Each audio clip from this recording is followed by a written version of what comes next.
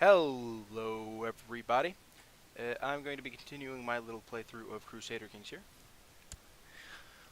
I've been streaming this every like every week, except like sometimes every other week, but for the most part it's been pretty consistent. But now, what happened last time is that after having lost the election to become emperor, I then had to find some alternative ways to reach the the emperor's crown again. But now that I'm here, everything's pretty good. Wait, what? Yeah, yeah, I managed. Yeah, I married a Muslim. Well, she's not a Muslim now, but she was when I found her. But anyway, we've been actually been doing really well here for ourselves as the Empire of Scandinavia. Even though during the reign of you see, during the reign of Pridbjorn, I believe. Yeah, during the reign of Pridbjorn and Bjorn and Eskild, things were pretty bad. But now I've managed to reclaim the throne and gotten my rightful place here as emperor. And now we've got a few options of what to do here. Like, I think one of the things I'm going to do right now is attack Estonia. Because this guy's been a thorn into my side since forever, and now he's got almost no army, almost no prestige to turn into, a little bit of piety to turn into troops, but almost no prestige to turn into troops, and I don't have any threats, so things are not going to join automatically. And I think I might actually just try to take Estonia itself. Because, yeah, that's going to separate his emperor, it's going to take the most amount of counties, I believe, away from him. And I believe it will mean that he won't be able to, because I believe that I have it set to de jure requirement, then I believe after a generation he won't be able to retain his duchy title, and he's going to have to try to find alternate ways to get some. And since all of his other counties are the only county in their duchy, that's going to be hard for him to recover a duchy title. And that means that this area will be ripe for further conquest. And then hopefully I'll actually be able to reunite. Hopefully I'll be able to reunite some of this nonsense. Because even though it was really good to have Russia, it's a bit annoying to have this big gap in between, and at least getting it over here means there's technically a lake and a river, but no connecting counties. But at least it minimizes the amount of minimizes the amount of space between. So I'm gonna do that. War for Estonia. Go. Even though my stuff like elections is a little off, like I'm not particularly a big fan of this guy getting elected, but at least he's of my dynasty.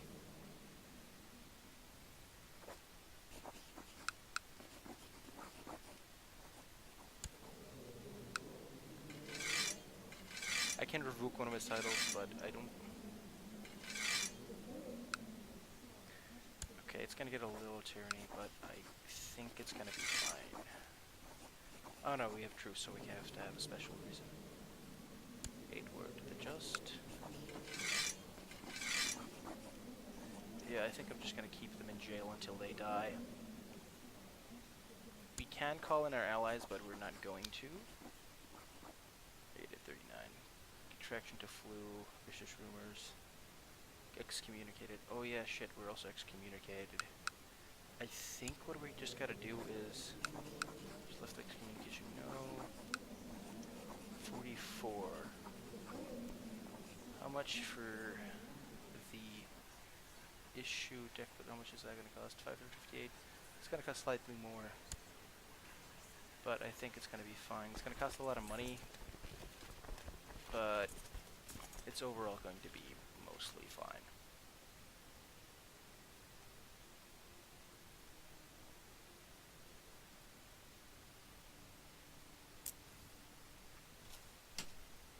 Okay, then what we're gonna do is that we're gonna press here. I think we're gonna actually draft the Norwegian troops, especially since the Queen, which is my daughter, is not really gonna oppose things much. So I'm gonna draft that army. Shiloh, 1940 troops. That seems worth it. The Swedish troops are not that impressive, but that's actually my aunt, which is currently in a matrilineal marriage as well, but she's like 30. Her heir is of my dynasty, and her heir's heir is of my dynasty, so I'm not too worried about it. How much army is that? 420. I'm gonna leave that be, because I feel like a lot of that levy is sort of just kind of a little bit gone. And yeah, it's kind of because a lot of these things are not doing too well, but the good thing is I believe when High Chief of Norland. Okay, I don't like this faction, so you're gonna get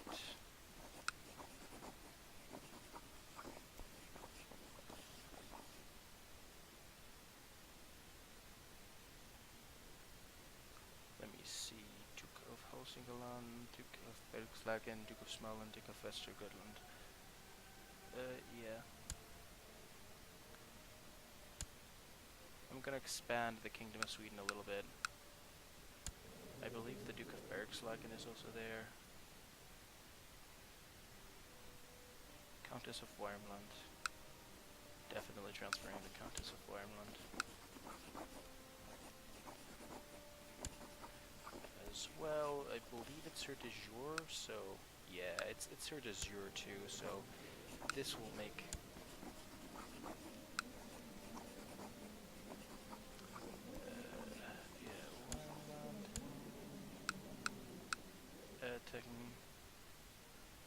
attacking Queen Ragnar and Norwegian claim on Sweden.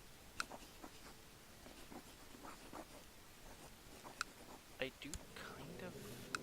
This is my daughter, and I'm her heir, so I think I'm just like not gonna mess with that. And let's actually draft the Swedish troops though. And the Norwegian boats should be more than enough to hold the army. 139, yeah. Unfortunate. Okay, well, Holstein is just have to kind of have to march to Yeland, and Yeland's got about 257, so that should be more than enough army to deal with it. And if we can't, we can also try to hire some. Have we not heard anything about that issue of repentance? Because I don't particularly want to be excommunicated.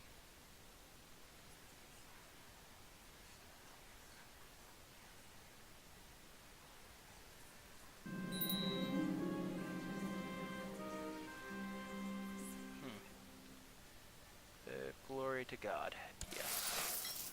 Because I do not want to be excommunicated. Okay, incapable. Okay, I think I'm gonna just pause the game for a second, because the court. I really don't like the court chaplains that are available in my kingdom, and because of that, I think what I'm just gonna do is try to find someone really learned anywhere, really, and get him to invite him specifically so that I can make him court chaplain. Yeah, this guy seems good. Russian Catholic. That's good enough for me.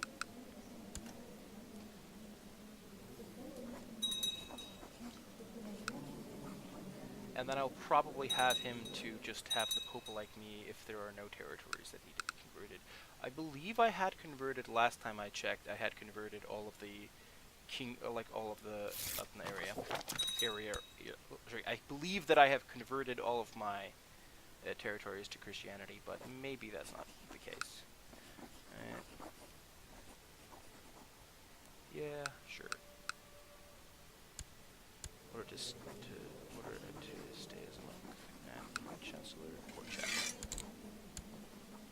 and my court chaplain, and then. Although it is really tempting to try to actually convert some of this Orthodox area and have a better Catholic bulwark here. I think that's probably for the best. I'll try to convert here the King of Russia.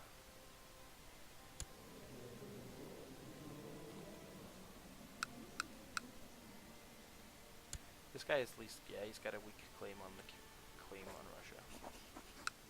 I'll offer him a non-aggression pact as well.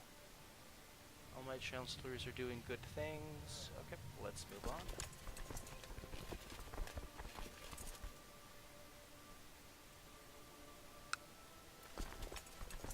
Actually, I have about 7,000. Maybe the Swedish boats are just enough. Okay, 180, 76. I think that's actually going to be enough.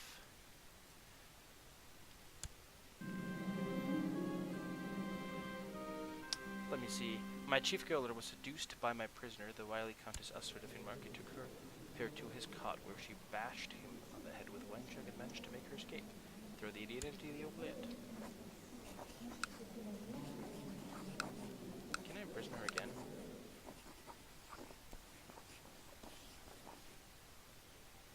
I can. It's just Finnmark. She hates me anyway.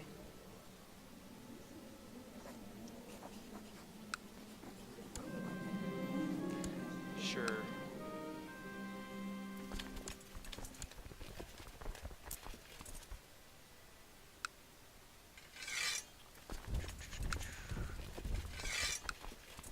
Nordland's got 28.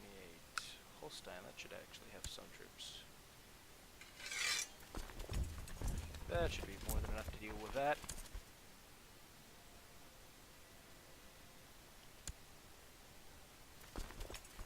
It's actually quite fine that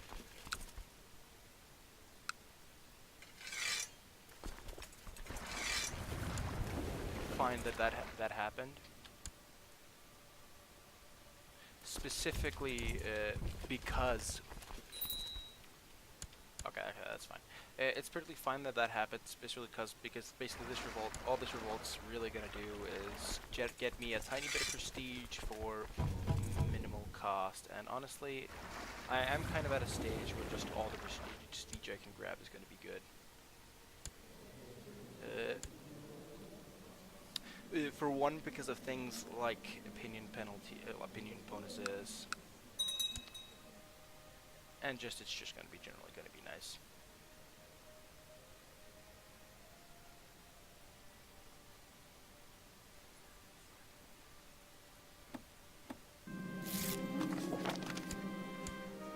Exclude from the mass.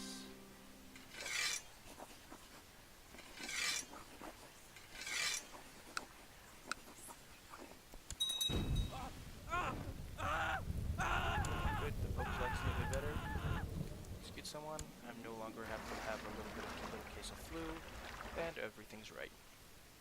We're basically just going to land in Narva, besiege that basically instantly, and assault that almost instantly, and then immediately proceed to just hammer down at his army. I'm guessing that with the commanders that we have available,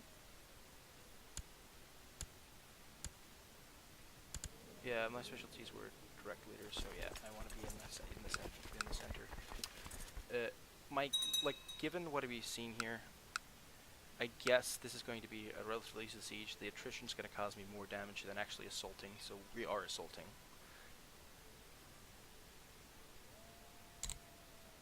And then I'm guessing that our morale will be mostly fine when we actually reach the army over here. Like, the attrition is kind of annoying, but it's going to be worth it for the most part. Even though it's going to be the wrong type of holding, we're probably going to keep these counties specifically because we have such a high high domain. Because I relatively recently learned that's actually how that word is pronounced, even though it's spelled completely differently. So the word over there, domain, or demesne, as it's spelled, is actually properly pronounced domain. I have no idea why it is like that, but that's how it is. Anyway, let's see what we've got here. Yeah, this battle's probably going to go pretty well for me. I've got more troops, better commanders, just everything. Peasant revolt. Oh wow, look at, oh gee, will you look at that. reinforce demands. And that also leaves her character that doesn't like me with a lot of negative prestige, and that means that she'll have a harder time of doing something later, even if I.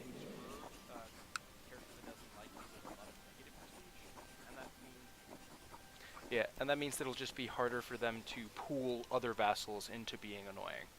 I'm actually kind of thinking about just releasing, because ransom doesn't seem too good. Revoking the county is... Yeah, she's a traitor. I'll actually revoke the county. Castles publicly has a stone hill fort. Okay, 143. Okay, we'll just need a little bit more money and some time, and then we'll be able to upgrade that into a castle. And, like, even... Did something happen to our chaplain?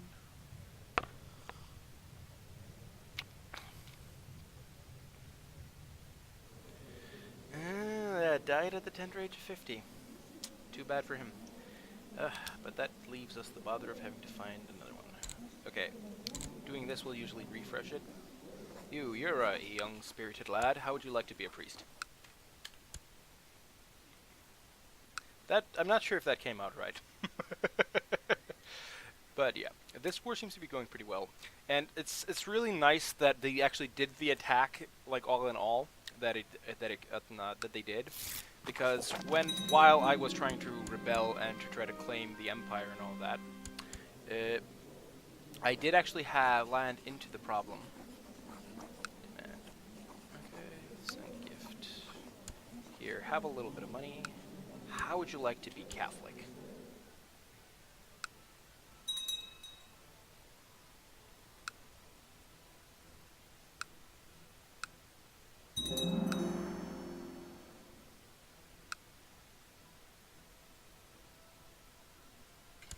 Oh, a bunch of other guys have actually joined up.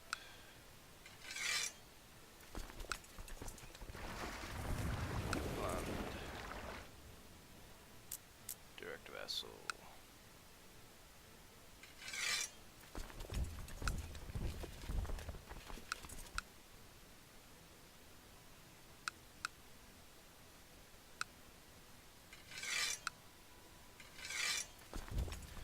Actually pull a few more men into the fray.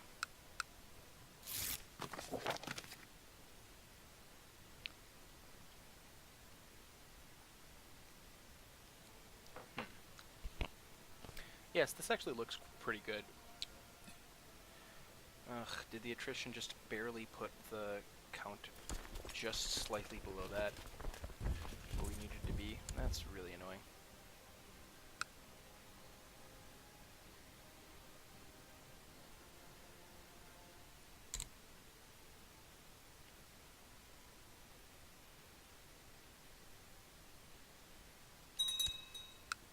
Since I actually feel we might actually need the men, there's probably one holy order that we can hire that won't cost us too much. We have about 17 in profit.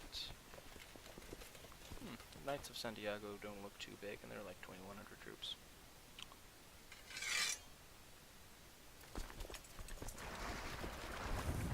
Yeah, let's just sail there and pick those up.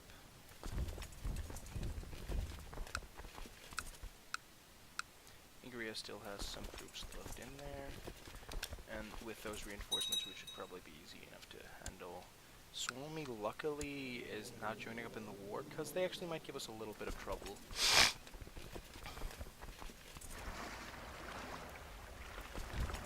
Just make sure you're gathered up there, and that should be fine.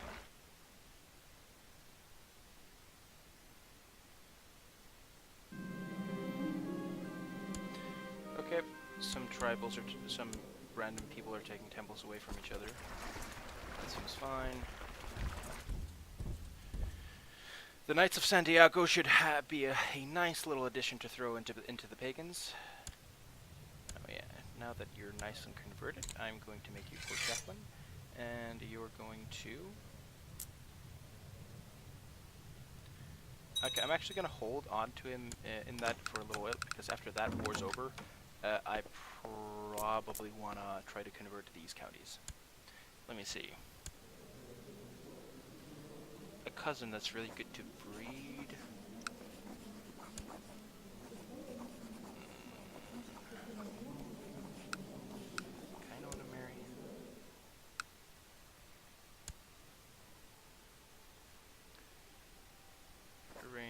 betrothal, her and...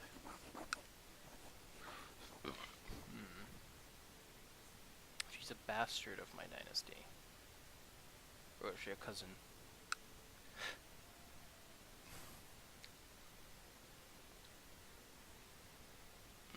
Yeah, this is my wife's last bastard, and my wife was my cousin.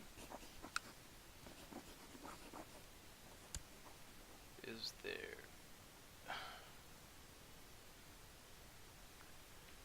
Okay, let's try to see if we can do something here. Betrothal, let's rearrange marriage.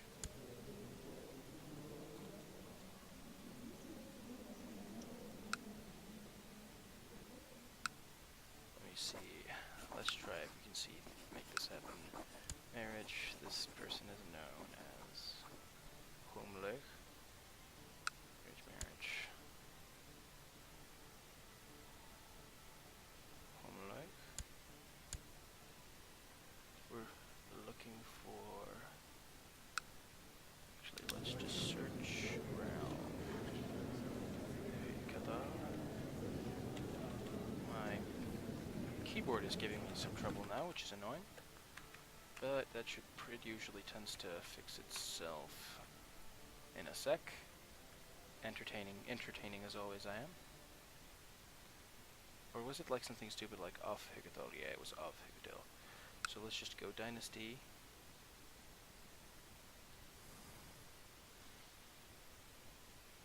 Oh, join court any. 14. Arrange betrothal.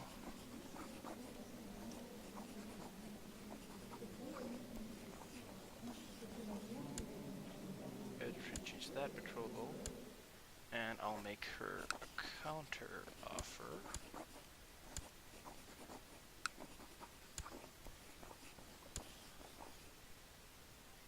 Let's see if arranged marriage. Nothing of my dynasty really. Nah, let's just skip the counter offer. I'm probably not going to need that marriage anyway, so let's just decline.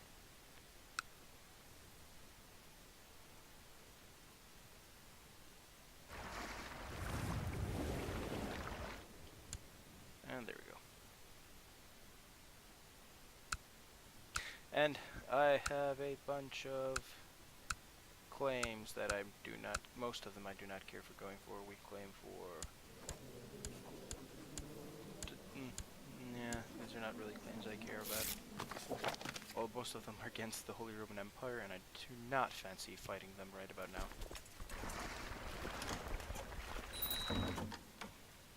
Why does...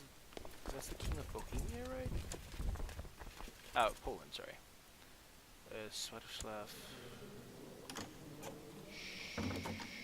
Sure, on that one.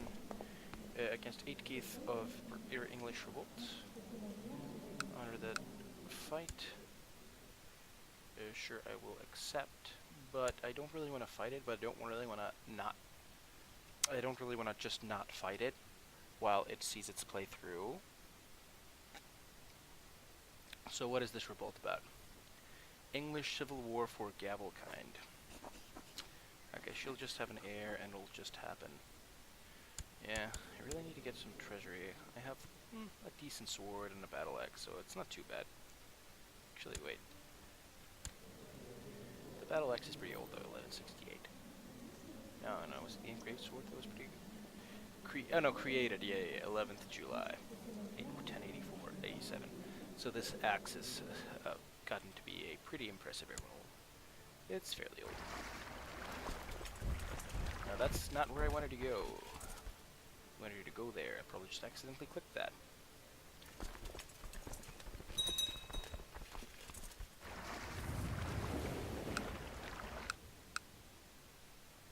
Let me see. 600. Defeat over there. Oh yeah, the Tavarian peasant revolt. This... Come on, Russians, can't you deal with that?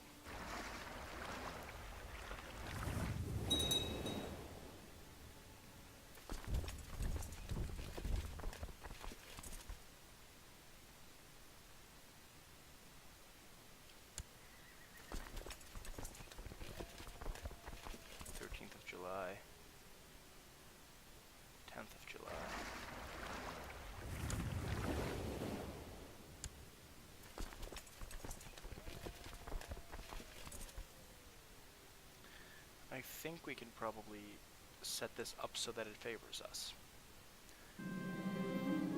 Okay, that's not good. Basically, because at the 10th of July, we'll be marching. I have consumption. That is not great, because I especially don't want to die now. My air is not great right now. Like, and I'm only like 32, and I'm... It's not your fault they are filthy, my lord. Rubbed a lovely scented oil on every servant of your court. It's not your fault they are filthy, my lord. I'm not sure that did anything. I'm really hoping that I can just survive that. Yeah, I have hunting focus, which gives me 1 health. No, I have... Yeah, I'm gonna switch to hunting focus, hoping for that 1 health to maybe see me through.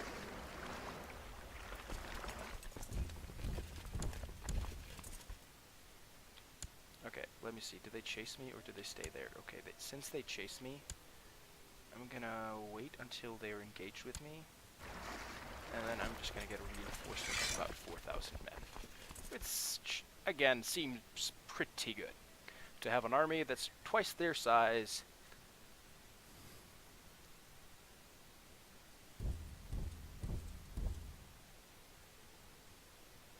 Yeah, because like this fight is definitely on their side, which we would be losing that fight. And then when the Knights of Santiago and the rest of that shows up, we can let them play the hero and just win the fight. Ooh, we have enough money to actually go up in Finnmark and upgrade this castle. Because after that's done, we can actually... Oof. Thank God, that wasn't consumption at all. Yeah. This morale might be misleading. It might look like we're losing, but it's just because we did a sea landing there for a part of our troops. It's just why it's so low. For this fight, we're definitely going to win. 10,000? Where the I don't know where these reinforcements are coming from. What the hell? Wait, is there even anyone that is on my side? Why was it suddenly 10,000? I don't think I have any... Do I have anyone that's just randomly fighting them? Lithuanian, Estonian. They're trying to subjugate them, which is actually really bad. But, yeah, that only has like 8 war score. Okay, Court Chaplain Yaroslav bursts into your chamber, flanked by several warriors, wrecking Mayor Jörn of Copenhagen within them chains. My emperor, there are many concerned peasants claiming that their children are plagued by nightmares of this man. He is obviously a warlock. What shall be done with him? Burn the apostate. Okay, throw the hostile generous person by him. Emperor Eadwig speaking to Mayor Jörn. Mayor Jörn gets branded apostate, given the following monthly penalty general. Okay, he gets excommunicated. Bring out the branding iron. Ding ding iron. Gives 100. Brand the apostates. Let him go free. Per Eadwig Yaroslav has been November. Burn the apostates. Do we care? Yeah, shitty stats, no friends, and it's a baron. Sure. Burn the apostate! Oh, that's actually true. Am I actually at the religious max penalty? Send gift. Oh no, sorry, I have to actually look at someone who actually has religious titles, so let's just look at the Pope. Piety, okay, I think I'm at the max opinion bonus for piety anyway, but 10 points.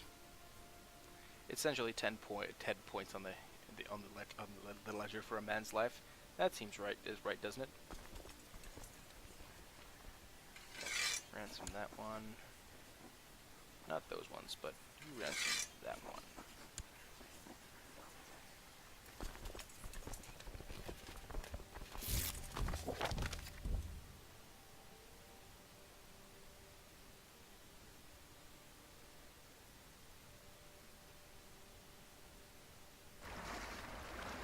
Yeah, I even got more reinforcement than I thought I would because of this Livonian guy. I'm guessing most of those troops are like hired. Events bond, yeah, he's 28,000 of those are expense bond.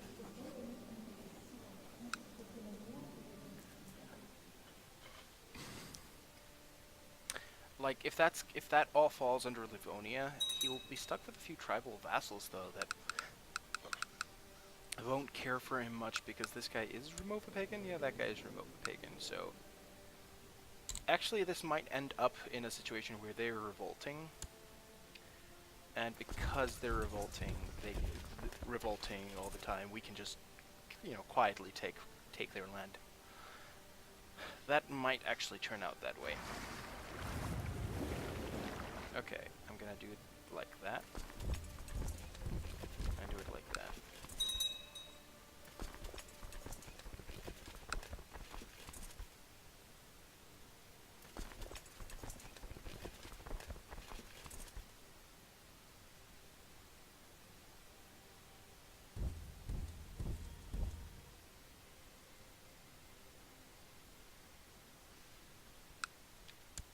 Okay, I think I'm gonna pause now because I feel that if we can bring some reinforcements, it's probably wise to do so. What vassals that are worth anything that would be brought on? 300 troops from there. Shyland, Holstein. We've got Holstein. There's about 1,200 men there. If they'll march to Holstein, that'll take too long for them to get there, though. Finland is only like 100 men. We've already raised Uppland and Bergslagen.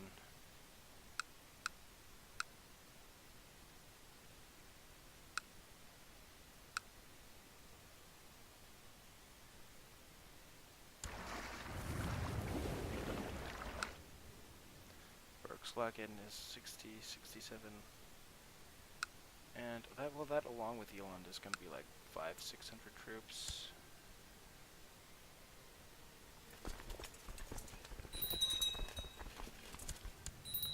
Court chaplains. These court chaplains just keep leaving or dying. It's actually quite annoying. Oh. Learning.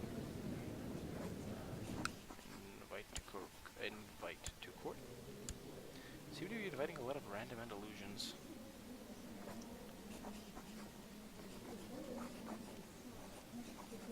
Okay, it looks like I was worried about nothing, but nothing essentially.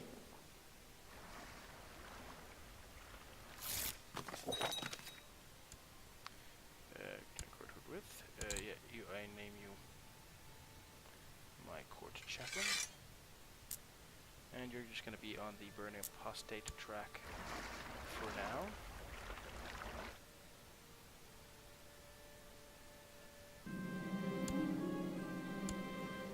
Oh, that's actually nice.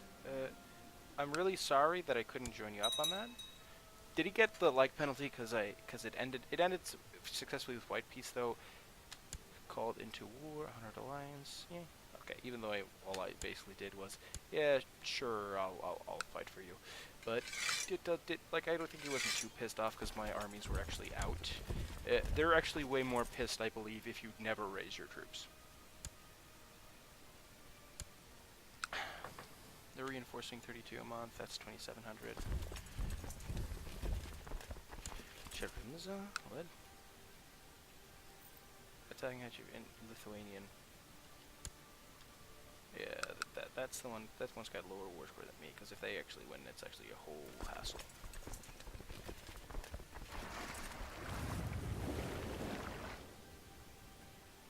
And then that's actually the question of. Yeah, these will be done in a few months. The question is though whether I will actually want my prestige to turn into War Camp 4. Because if I can upgrade it to War Camp 4, it'll actually be Barracks 2, which is actually not bad. Practice range turns into... Yeah, because upgrading some of these holdings into the level 2 versions might actually make a big difference in the county's value, but I'm gonna go against it because it's all the way up there, and I think that's actually not worth the time spent. I'm probably going to give that county eventually away, so I just want to make sure that it's a castle so I don't get stuck with annoying tribal vassals. Oh, hello there, guy. I have a guy in chat. Hi, chat. Let me see, Linda. Let me see, name after grandmother, grandfather.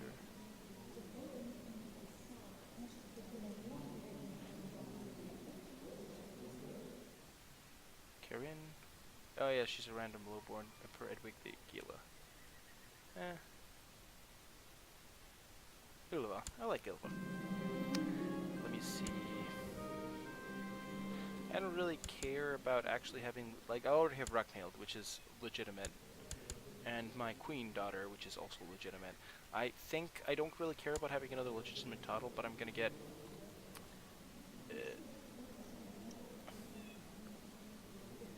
I'm gonna acknowledge her as mine so that she is a bastard. I can still just grab random alliances off of her, but she won't. Ugh. Pagan. I don't know why I still watch your streams, but I still do. Well, it's just kind of nice, just to have that little bit of contact. Gets kind of just into habit. Like, I don't, like, in the sort of the same way, I can kind of just say, like, why would I doing this streaming when I have, like, 2-3 viewers? I'm just kind of just doing it because it's just fun. Oh shit, they have a real army. I hope I can end the army, end this war before that army matters. This attrition is so irritating. This attrition is, like, exactly putting me so that I can't besiege it.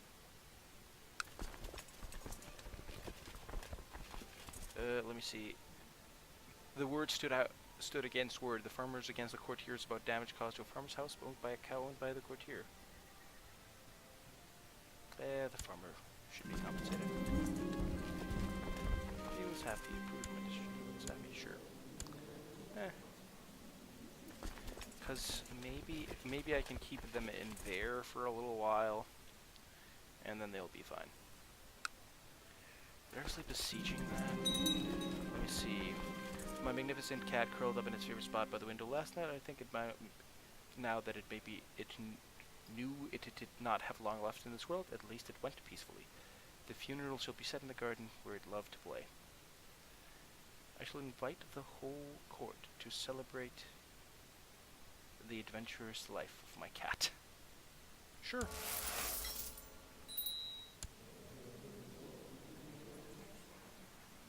I'll get out of that debt relatively soon.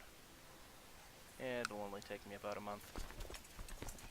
Thing is, I might actually just wait a few months for this stack to refresh.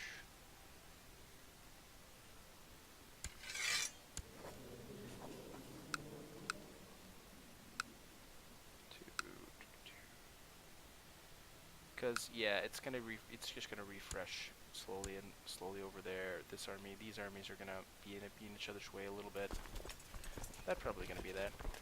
Yeah, my kitty died. My kitty may have died, which is actually really bad because I lost a health. But it's actually really nice to get the charitable trait. That actually lets my diplomacy be pretty good. I kind of want that guy to live. -25. Burn the apostate. It's fine.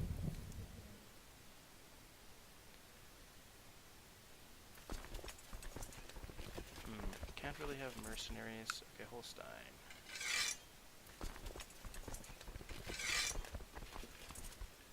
These troops. Oh yeah, I forgot about these troops. These troops are gonna go and sail right down there south.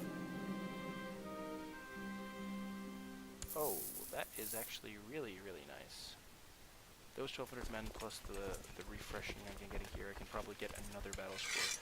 I don't think I have capped the battle score though, so that should actually be worth it. 3,700. I am 1,000 men below his though. Let me see.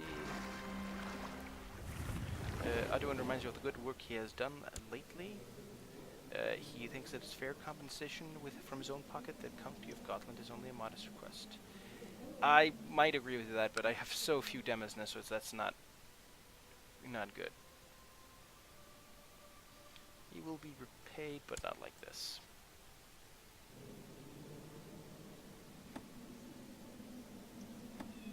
Maybe I shouldn't have done that now they might actually force a law change.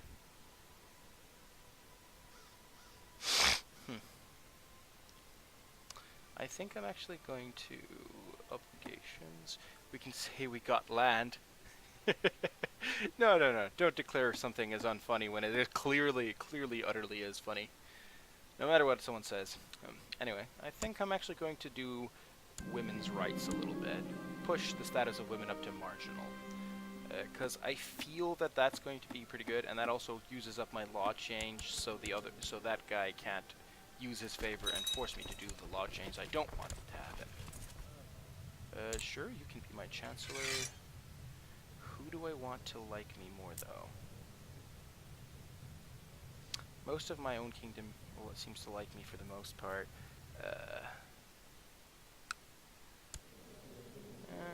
Try to make some peace with the Holy Roman Empire. He doesn't seem to particularly like me, I don't know why. Yeah, because I've called him into a bunch of wars, so he's gonna get a little visit from my chancellor just to remind him of how good of a guy I am. Okay, now this is actually quite annoying. Hälsingland.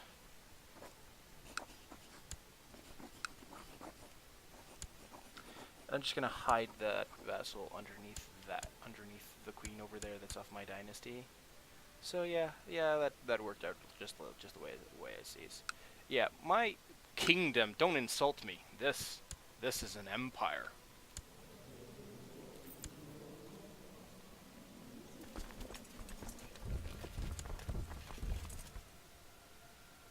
Okay, we're gonna go here south. Okay, this stack has gotten up pretty nicely. 4th of July. Oh, this battle might be tight. The actual boats here, 28 ships. Some lightweight mercenaries actually might swing this.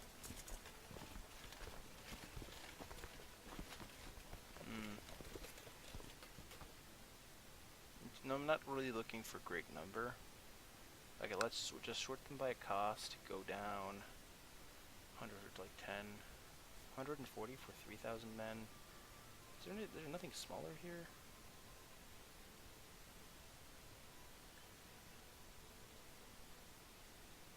Yeah, but this is really low upkeep for these guys.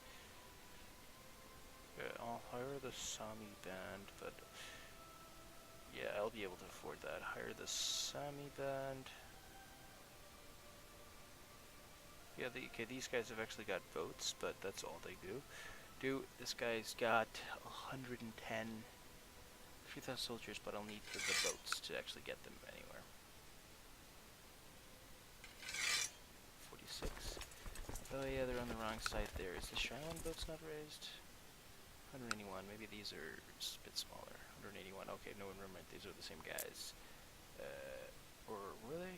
Yeah, they're not the same guys. What about Elon's boats? 76 seems a bit more reasonable, but that's also on the other side. The difference in days might actually be...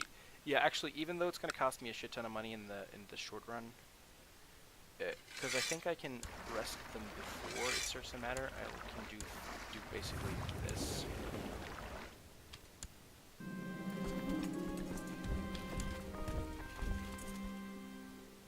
Okay, that's fine. 3rd July, we'll have to stand for 10 days. While the rest of the reinforcements show up. And it doesn't look like I'm holding up too badly. Okay, I forgot to make sure that I'm...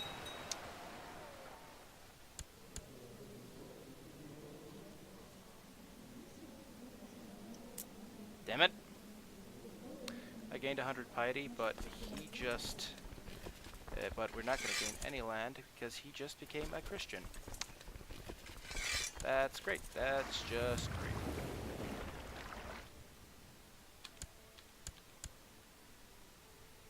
Oh, did I... Oh, I resigned all of this. Even though... Oh yeah, gotta make sure that peasant revolt actually doesn't go get through. My cousin... Yeah, it's that betrothal. I'm actually very happy about that marriage. I'll resign that. It's about 4,000 troops. The annoying part is mostly that we actually gotta go through Lithuanian, Estonian.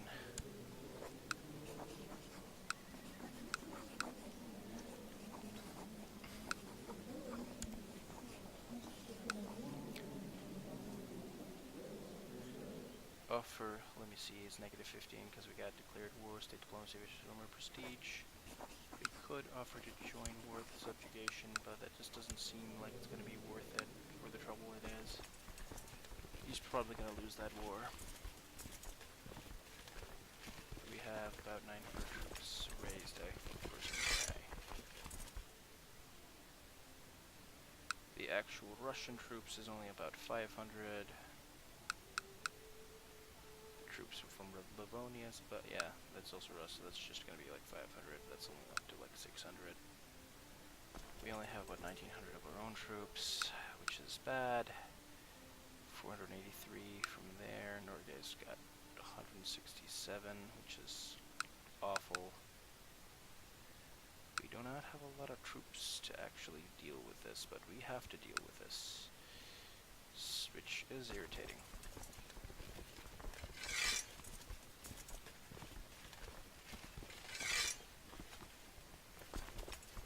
Okay, what I'm going to do is I'm just going to see what is convenient to raise.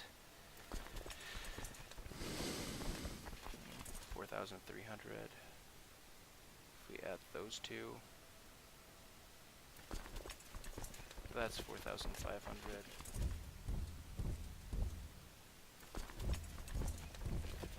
And then actually add the actual Russian troops. The actual, oh yeah, actually that's... Actually, that is like some amount of troops by itself.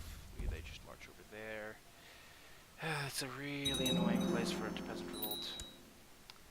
But okay, at least I think I'm just gonna upgrade this to a castle, even though basically, because even though this, none of this, only like this gets turned. Wait, let me see. Market village.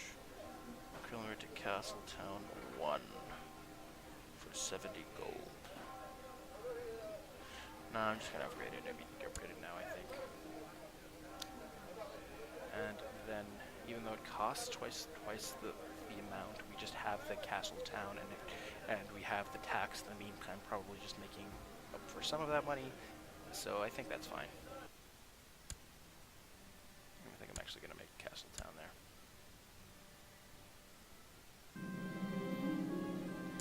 Is anyone looking for them for new vassals? No. I really cannot afford it. I have like half my demesne filled. No. Or sorry, half my domain filled. I'm not going to give your random son a county, even though he's married to my wife's bastard. Actually, that shouldn't even give him any points. When I should think about it. No, we're not gonna call him.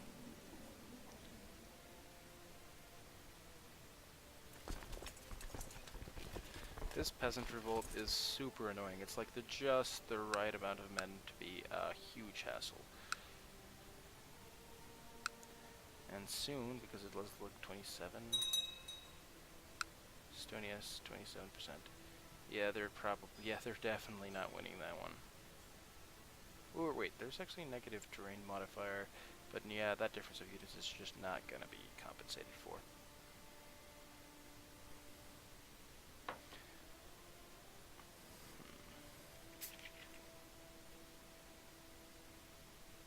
Ugh, the annoying thing is I have to go through some pagan lands to actually get there, which is extremely frustrating.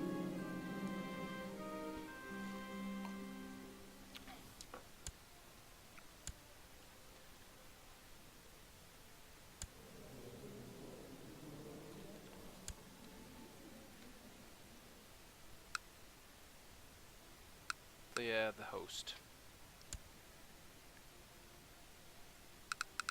Yeah, and then this is really annoying because I was hoping to have, while in times of like great long times of peace, that I would be able to actually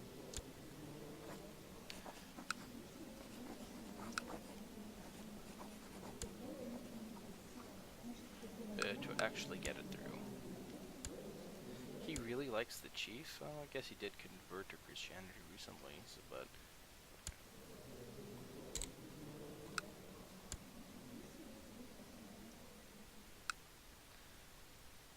that was actually really annoying, and now I'm gonna have to wait for a while while a lot of my troops actually refresh.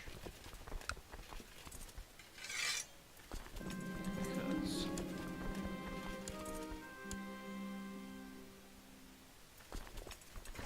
are you kidding me?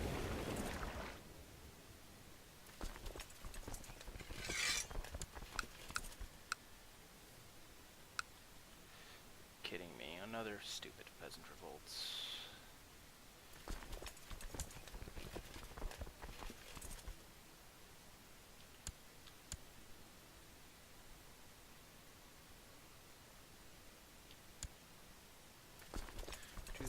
Versus 3,600. Put some dukes, some guys I don't particularly like there.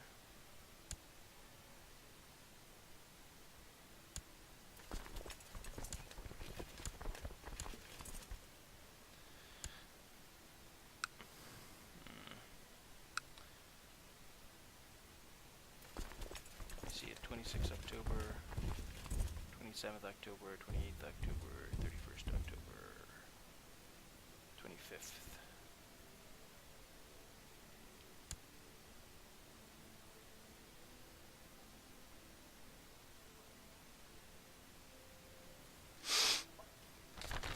Jihad for Africa, what terrible news.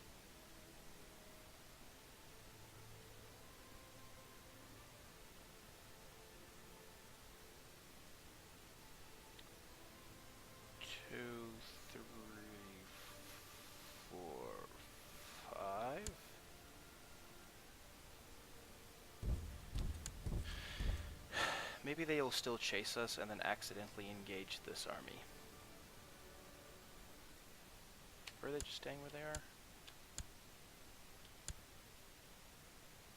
They're just staying where they are.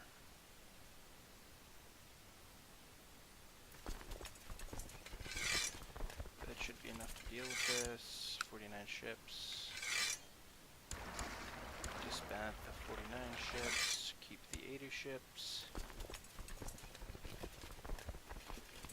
Put these down. Just disband them. We just need to get there as soon as we can. And I really wish we were Vikings that could just sit by the river, but no. 2 counties. I don't think that we can get through more than 2 counties. Supply limit 10k, 11k. Okay. Yeah, actually, they're no longer pagans, so actually we can travel through those lands mostly fine.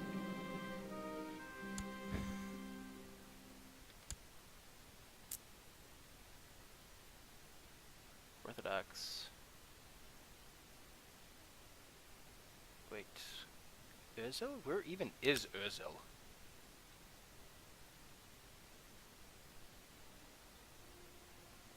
Chiefdom of Urzel.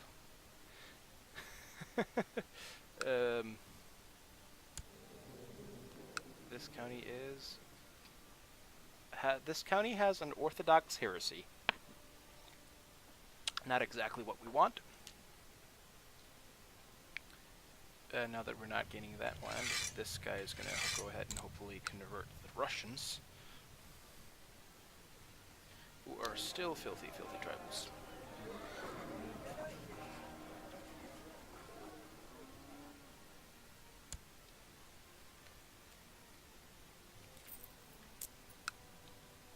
Attacking Moray Russian de jure war. Do you have a second duchy?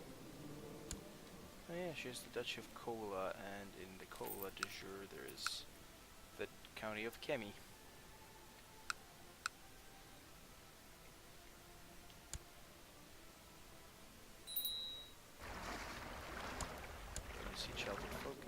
one of my daughters. Actually, no, it's my niece. Sure, you'll be a nice, strong fighter.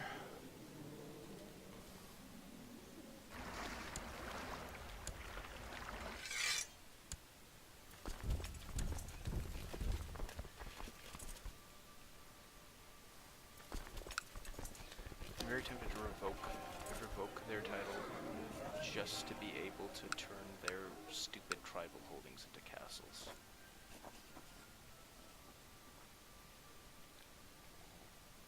Yay, it looks like our viewer count is up to an glorious 3. It's just not me and Furry Apper anymore. We might lose that battle, but who cares? 2,000 Russians die. Okay, courtier. Actually, let's see.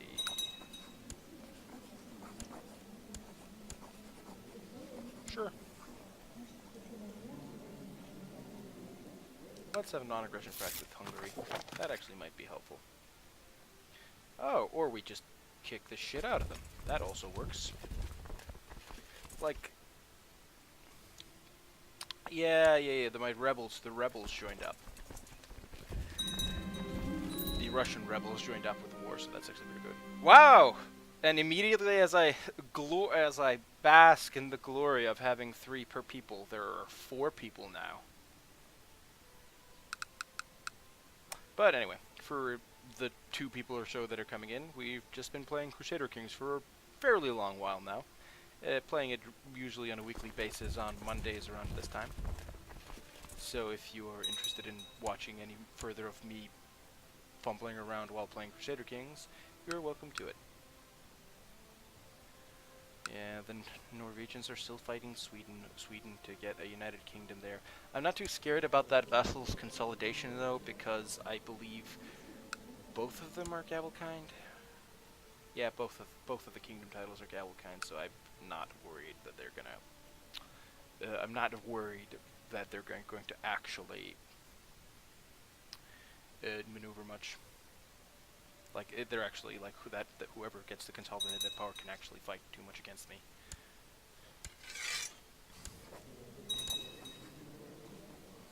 Now that rebellion's dealt with. I don't want to bother with these raiders. They're really raiding the tribal holdings anyway. What can we hold? Oh, Grand Tournament. I don't think I actually... Wait, actually Eskild, Duke of Upland. No, that's not the guy we want to do. I almost let a guy go who I really didn't want to let go. That's good. At least I managed to stop it before I released that rebellious oaf. Let me see. Oh, the new people are gone. Eh. Anyway, let's see what we got here. We can build a barracks, stable. I'm actually tempted to just try to stack enough money to get an entirely new city, get the tax running real high.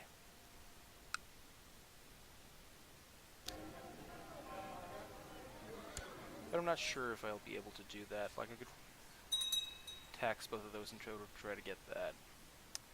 Let's see how. Yeah, it's still gonna take a while for the levy to be recovered. And before we do anything about Estonia, we're gonna make sure that a bunch of monocyte heresies. That's annoying. We're just trying to convert this guy. No, because he hates me. How much is that? 40? No.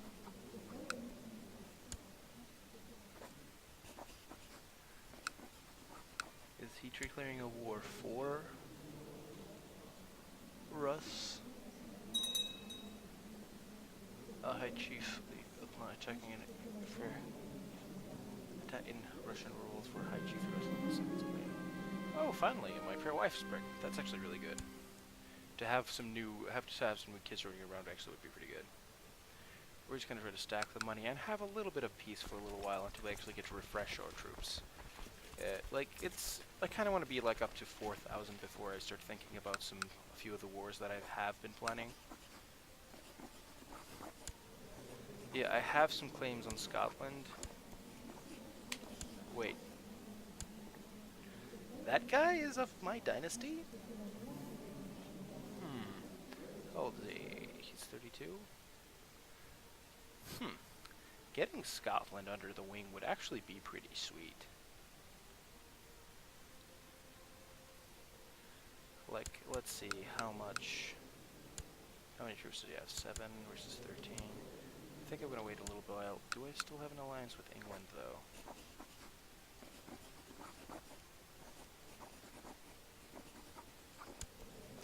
I do, and he even likes me a lot, so... I actually do want to... I'm going to wait a few months to just recover some levy, and then we're actually going to try to take Scotland away from them. Because, for those who don't know work, is that you got to be careful in Crusader Kings when working out claims. But the basics of how getting a claim on a title works effectively when you're like looking at the blue flags, not the green ones. The green ones, because sometimes when you're doing wars for titles and pushing claims, you will be pushing someone's claim that won't actually join your empire afterwards, or join your realm afterwards. So, what are the factors that push someone to either be part of your empire or not to be part of to be part of your realm or not to be part of your realm when you push their claim? There are actually just 2 factors that can get them to be part of your realm. Number 1. If the title itself is under your de jure, then it'll join your empire. So, for instance, if I had a claim on Finland, or actually I think the better example here is Estonia, because I believe that is de jure for Scandinavia. Yeah, that is. So if I push someone's claim for Estonia and won, they would automatically join my empire because Estonia is part of the de jure for Scandinavia. But in this case, Scotland is obviously not part of the Scandinavian de jure, but the other factor is that if you're pushing a claim, and that the claimant, or the person that has the claim, is of your dynasty, that also works. Does he got a strong or weak claim? Actually, does he have a weak claim? Is there a revolt for... Okay, what is the war score on that one? 0. Put as a host claim so it can be over. Because it's a weak claim, I'm gonna just immediately claim it right now.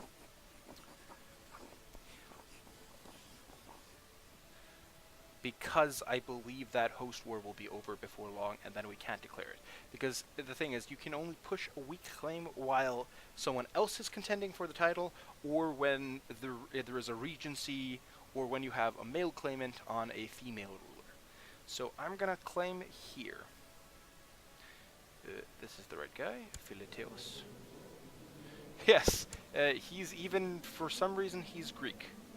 His dad was Alexandros the Whisperer and Barry Dunkeld. Okay.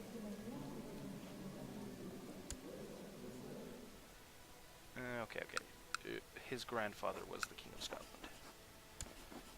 So why shouldn't he be the King of Scotland? Wait.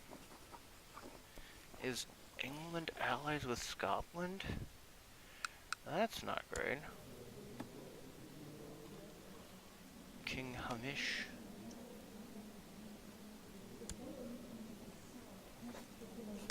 Okay, yeah, with England on their side, it's just not going to work out. Maybe if I get to kill his wife soon, then maybe it'll work.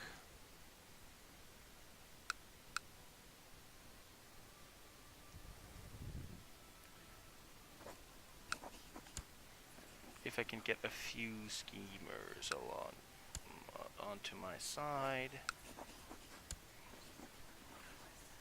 then just maybe it'll work. I think this actually is also a time to stop copying tech, build spy network in Scotland, because I believe the potential gains are just really high. Especially since this mess is recovering.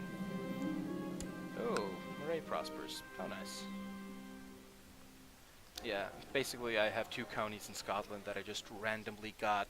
Well, I did actually fight for them in a war because with a claim, but I didn't actually particularly care too much about these 2 counties.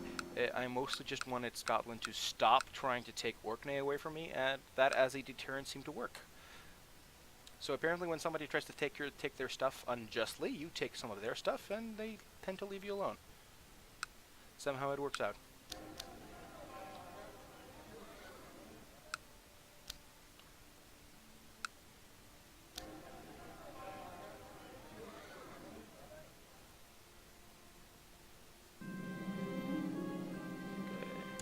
Just some random usurping happening around here.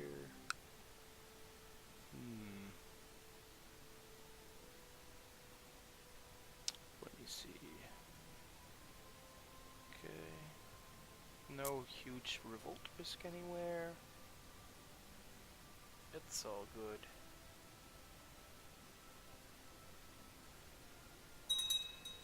Okay, that's someone I don't care. That's something I don't care about. I should be better at editing. I should be more diligent at editing what I basically get and what I don't, because there's actually a setting for this in this game. I'm just really lazy on doing it, and I just kind of go through everything as it goes, which is probably not the most optimal way to play this game, but eh.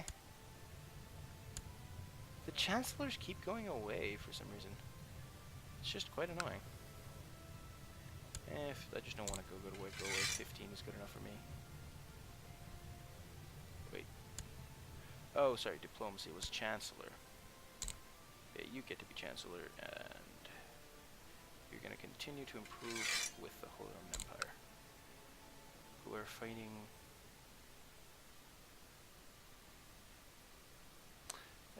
Just a couple of attacks. I believe they're just in his empire. Oh no, they're attacking. Yeah, they're expanding their influence in there, because France and the Holy Roman Empire have just taken most of France somehow, which is, again, pretty scary. Because I believe, even though I am the empire title, I don't think I think both the Holy Roman Empire. I think France is actually bigger than me in realm size. France, yes, we are below France by about 70 realm size, which is significant. Because like the scariest players in Europe are currently France, the Holy Roman Empire, and me, Scandinavia. Okay. The host war is still going. 2% wavered into the king. Pavel of Polish revolt. No, I don't want some random guy with the Polish revolt to marry my niece. I don't think I would do. I'd rather save that girl to get an alliance that matters.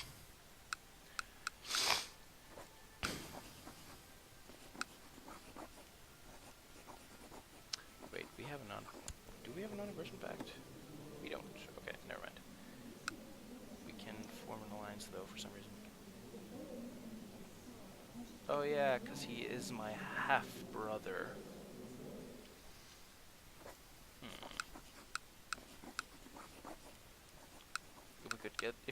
If that works and we could break the alliance for a second, that actually might give us what we need. I'm not hopeful though, because my plot power isn't great for it. 52. Sure, I'll try it, because like odds are that it won't succeed, but I think it's fine. Holstein. House Carl training ground to get some heavy infantry. I think I might actually. Okay. He is of my dynasty. His stats are slightly better. And he will bring an entire county to the equation. Yeah, it's not a big add-on, but meh.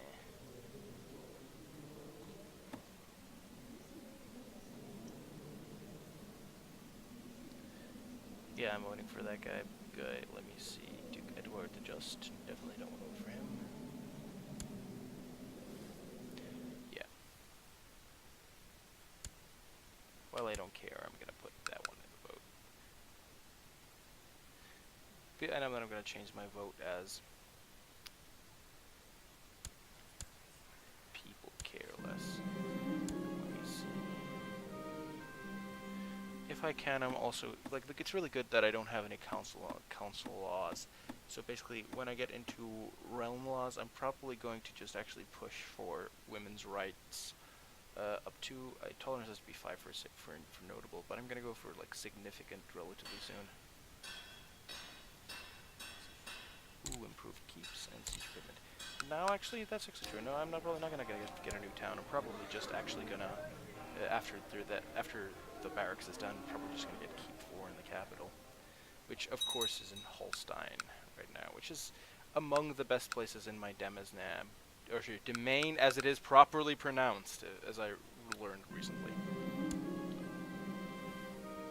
We see reports that a heretical sorcerer has been caught and jailed in the city of Cherkasy? Anyway, I have no way to pronounce that. This sorcerer has apparently healed various ailments, inflicting the other prisoners. Although he is scheduled for execution at noon, you could pardon him and bring him into your employ. Nah. 10 learning. For like 10 learning, I don't think that's quite worth it. Since I'm at peace anyway, I am going to hold a feast. Hopefully that will make some of my vassals like me a bit more. Because most of my vassals tend to like me, except the King of Rust seems to really hate me for some reason.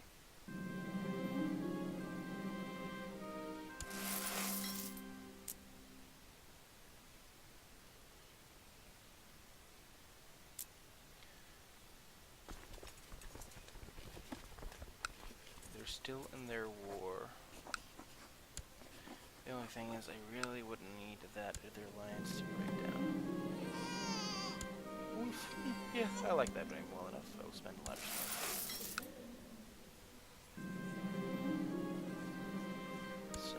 Additions. 7%. Yeah, that should be enough. Your aunt, Queen Ragnar II, he sent you a gift. It is a small puppy, but of the finest pedigree and destined to grow into a great hunting dog. I will accept this gracious gift, and I shall name it Faithful. The dog is actually pretty good.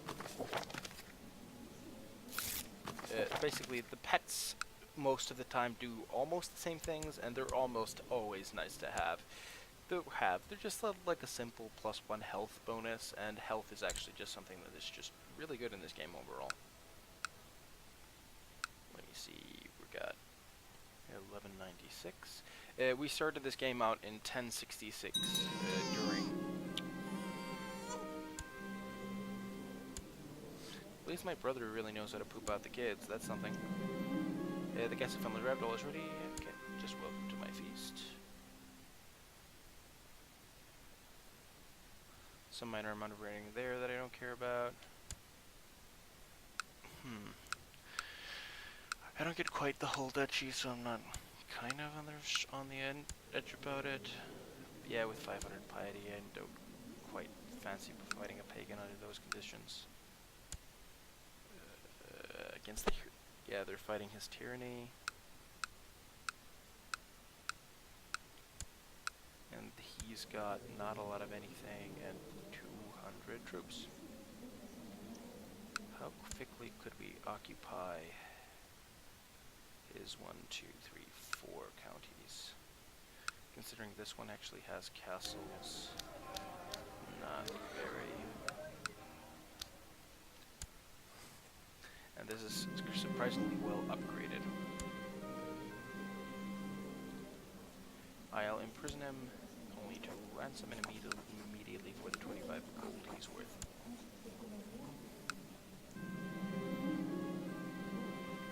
You spoke up, I'm glad I bred the food. What piece was really glad someone was kind enough to say something nice about the food. Doing a hard work done to ensure the food was the best part of the feast. So the guy was... Okay, I wasn't the same guy. Because that would be pretty funny. Like, put him in jail, still feed him, and then he's just like, I might be in jail, but damn, this food is good. But no, that was a different guy.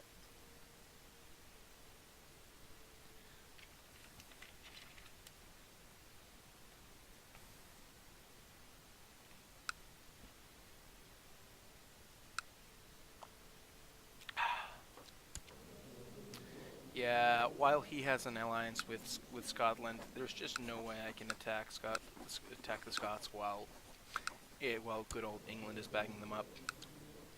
The thing is, I might be able to win because I have the Holy Roman Empire as an ally, but I don't really want to 100% rely. First of all, I don't want to 100% rely on their support. Second of all, I think even if I win, it might cost me enough to the point where it's just not going to be worth going for.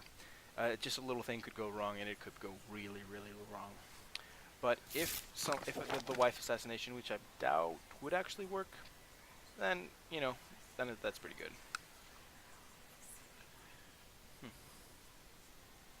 Health rates fewer than 1.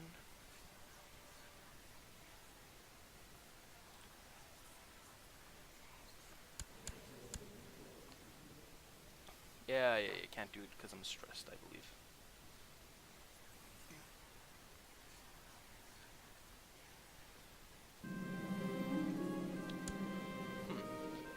Some random guy is host, and he's going to try to claim Galicia. Well, good for you. Galicia and Castile, even with the encroachment of France, Castile is still doing relatively fine. Is it still under a Gemina dynasty? Yeah, both of them are still Gemina. And is this still de Borgs? And I think this was just some dynasty that one Putelodorg or whatever. And this was actually because of Harold won the war in this playthrough. Because that actually, a thing I kind of like about the 1066 war is that any of the sides that fought can win in Crusader Kings, and I've seen each one of them win. Most of the time, I think the historically accurate thing of William the Conqueror does happen, in my experience, but sometimes Norway will just completely control England. But the weird thing is, then Norway will, because they have Gavelkind, England will become independent again under a Norwegian king that will then get revolted against, so it'll still eventually, most of the time, have Englishmen actually controlling England, which, it's kind of interesting.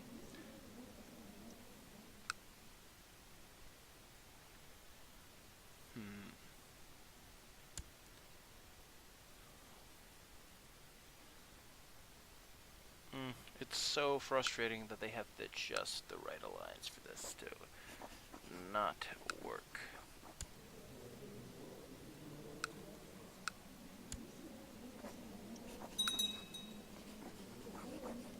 Prince of Scandinavia and High Chief no 6 to fabricate claim on county Western button.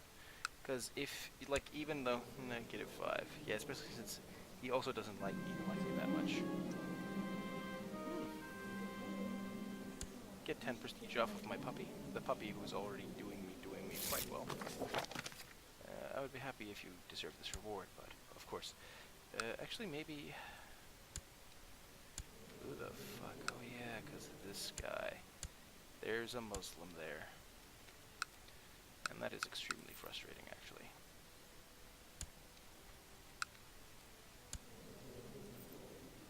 I think I might actually take Karelia, though.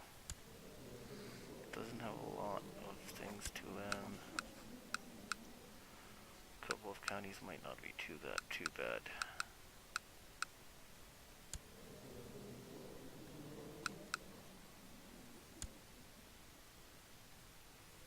If I could sail through that river, maybe.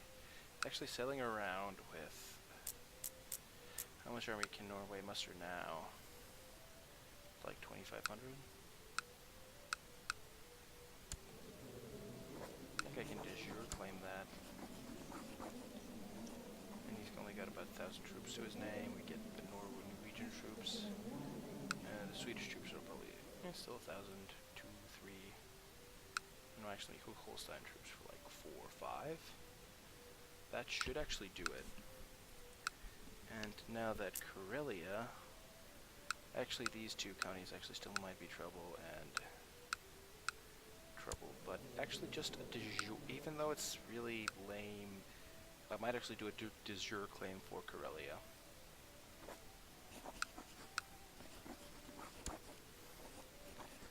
Chiefdom of Birdsey, that's irrelevant.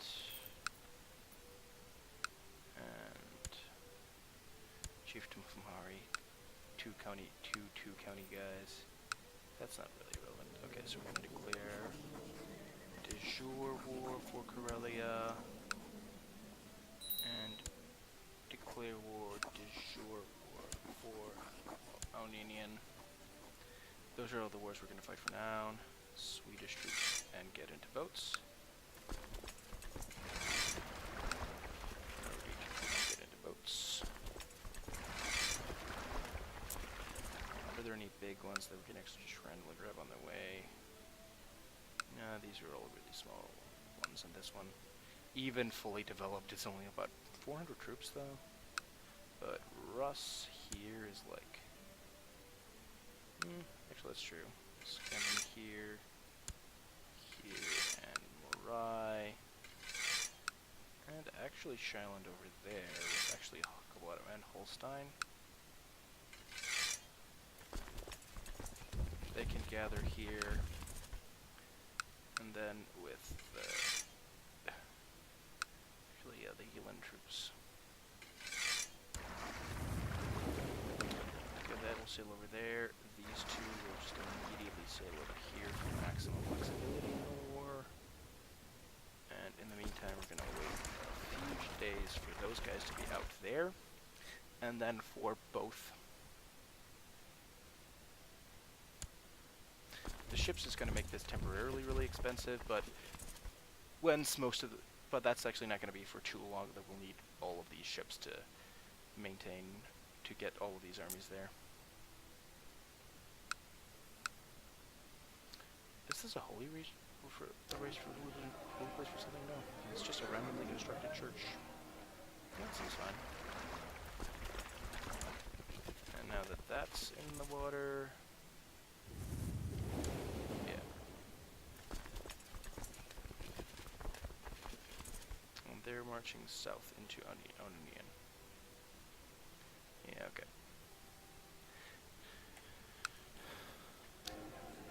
Castle Yard.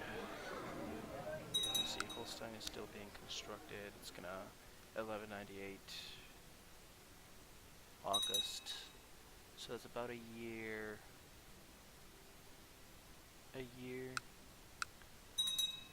Yeah, I think I'm actually just not gonna build anything. I think I'm just gonna stack enough money to buy a keep in my capital and make Holstein just a bit better, because I think it's, even though it only has like 4 slots, I still think it's going to be stuck as my capital for a fairly long time.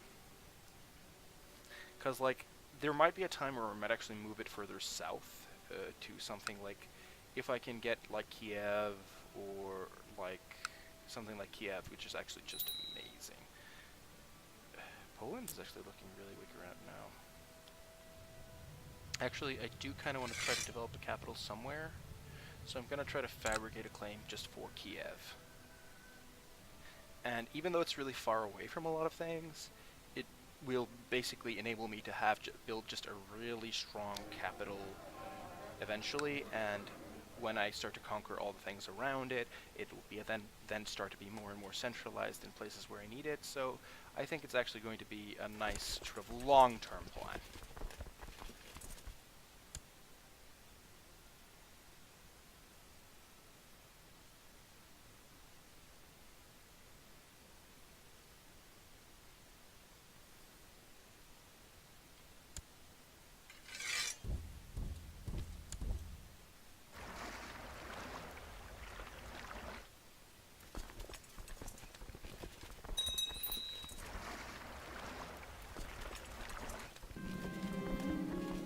Okay, my wife is pregnant again. That's good. Yeah, I even had one son to my name, which is actually pretty good.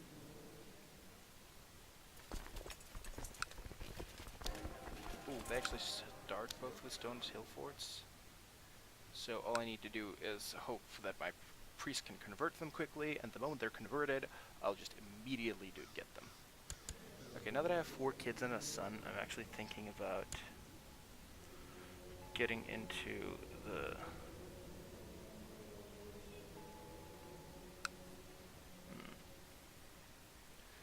to go into the Benedictine order. Organized by their black habits they wish have gotten from his prayer quite completion, as well as scholarly work. I might actually go into the Benedictine order, even like, and because now that my wife is pregnant and I already have four gifts, I actually might, especially since now. Let me see. Yeah, I even have a lot of positive traits to get me power into it, so that actually might be pretty good.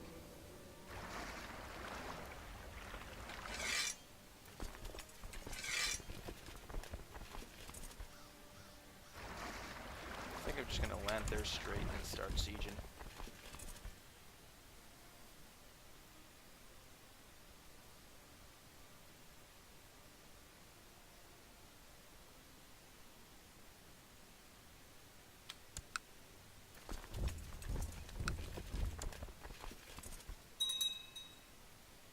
Defeat. Yeah, just keep raiding those, it's fine.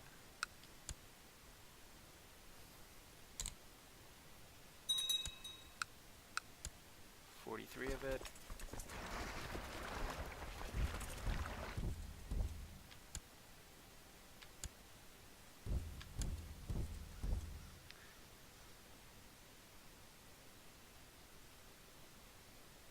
I didn't do a holy war because they actually might have just unexpectedly joined in.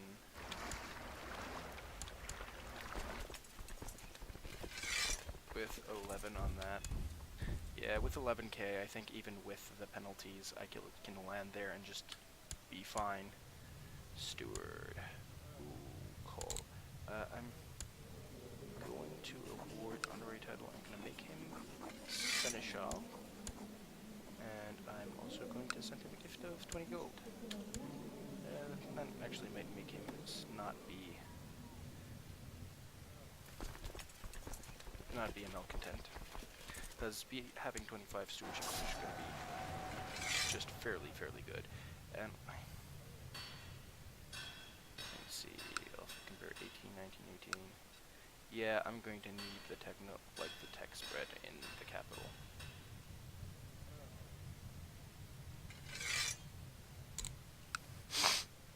Because I feel that I am technologically behind from guys like Holy Roman Empire and France.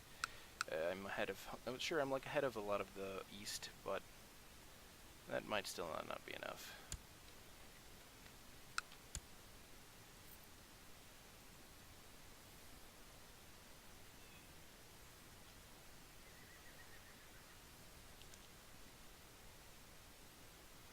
Yeah, if this army could actually be there at the same time, I actually might lose, but that's just not going to happen.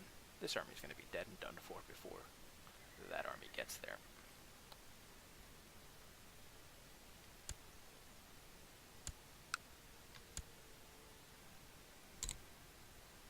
Oh yeah, because they have jizya.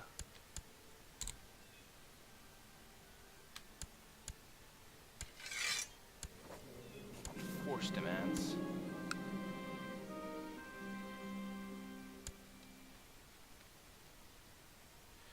Oops, that's not what I wanted to click. I wanted to click this. Can I? Yeah, I can't demand religious conversion.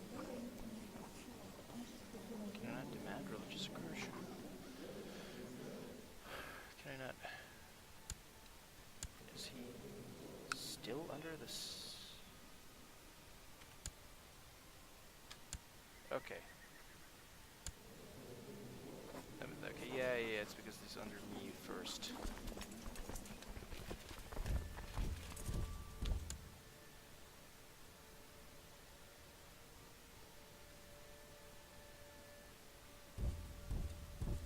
Yeah, actually, let's actually just drop there, besiege, and just get that war over quickly.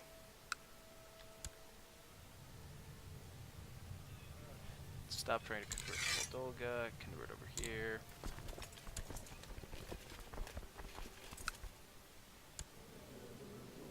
Mostly doesn't like me because wants to control the High Chieftain of Haukdal.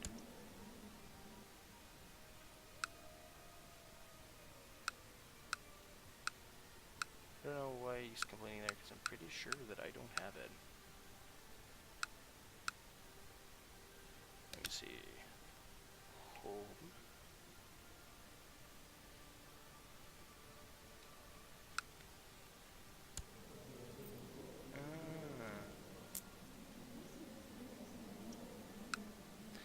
actually care about it, so actually let's transfer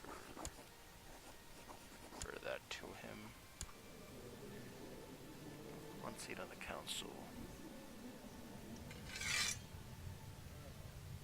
Don't have any advisor slots. I think I actually might have my chancellor stop trying to help him, to convert him, and actually start to heal that rift. Because this is actually looking a bit suspicious.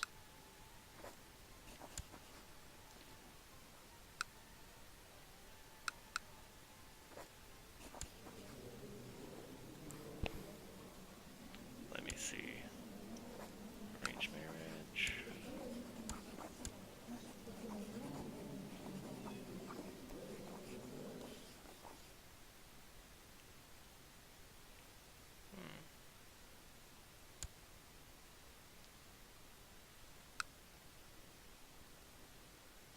Yeah, that's actually not where we could go. Peace for us. Yeah, I don't think this war actually does anything for us. 100 prestige, though. Is that worth it? Nah. I'm gonna send her a gift, though. I think I actually might just send both of them the 51 guild. Send a gift. And I'm gonna award him the honorary title of...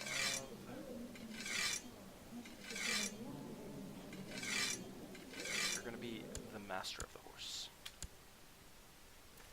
Yeah, so now they don't actually, after that, they don't actually dislike me that much.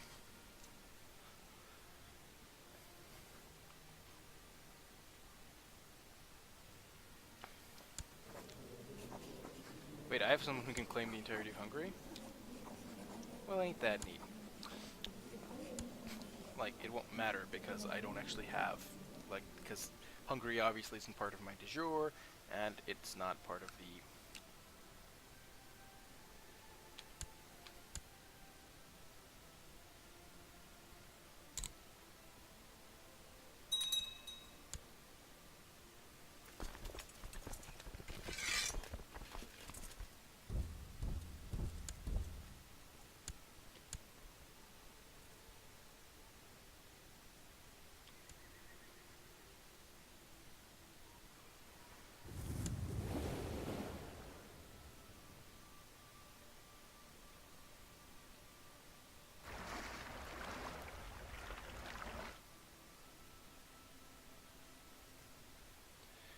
Let's put that fleet in and recall it. And then disband that fleet. Actually, do we have religious revocation? Ooh, I have religious revocation, so I can just arbitrarily release, tell him to go and fuck himself. Isn't that great? Isn't that great? Revoking a title for no reason at all, just because he's a filthy, stupid Muslim, and Muslims shouldn't have titles. Muslims shouldn't have power, because I want to have all the power.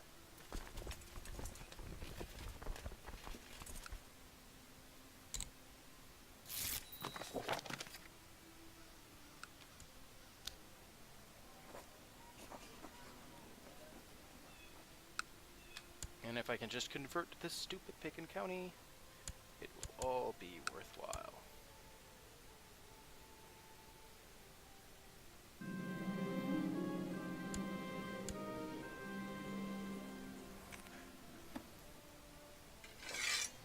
Ransom that girl.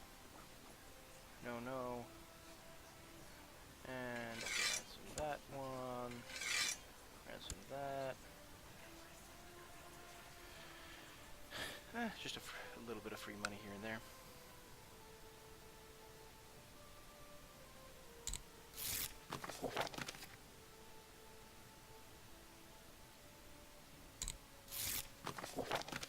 Should have probably stopped sieging that a little sooner than I did, but eh. It's fine. Like, we lost a lot of troops, but I think we're going to be in pretty peaceful times roughly after this, so we're going to actually have times to refresh most of those.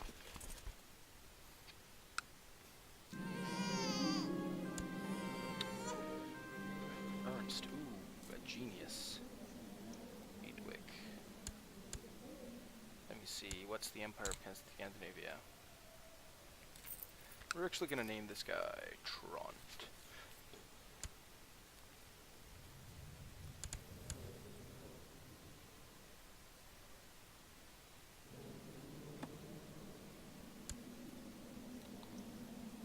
Let's see if voting, maybe we can get Trond in, and that actually would be really good.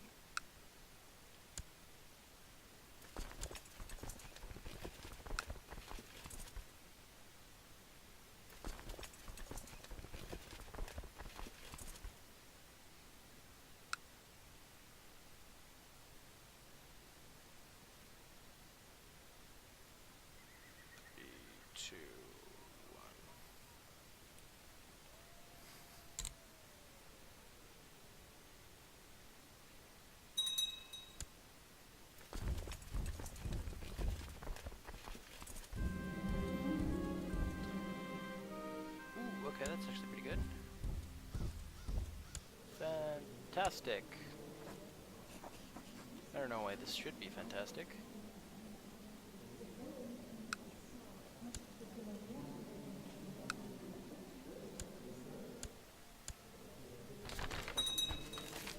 I ask you to include, I think of your life and your actions, so it's dependence of your sins. Sure. Let's do penance.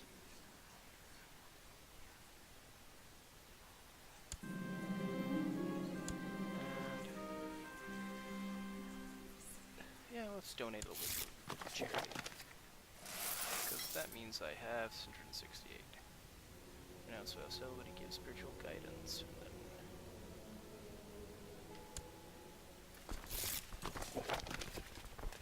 Has converted to... Was that a nega? No, an errant faith.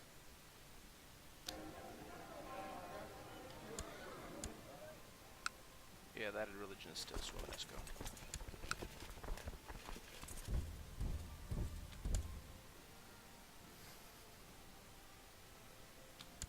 Actually, maybe he'll take his surrender, because I don't particularly want to fight this war any longer. But the moment we actually manage to convert this, we'll actually get merchant. Actually get training grounds 2, or militia training grounds 2. I'm actually thinking, yeah, I'm gonna at least upgrade to that. And then when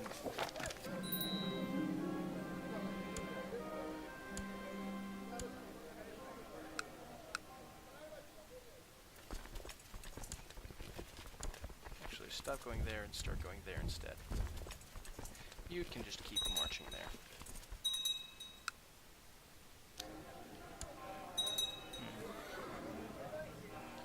Militia training ground 2. Yeah. Actually, the tribals get practice range.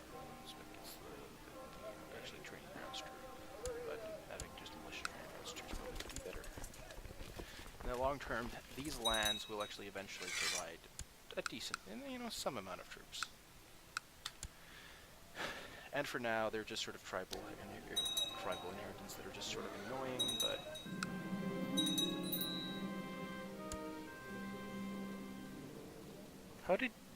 why do you even have a weak claim on?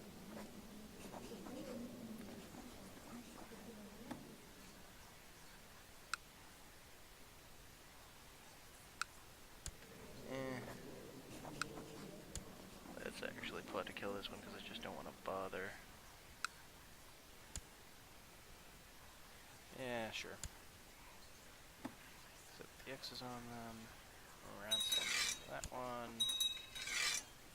That one. Let me see.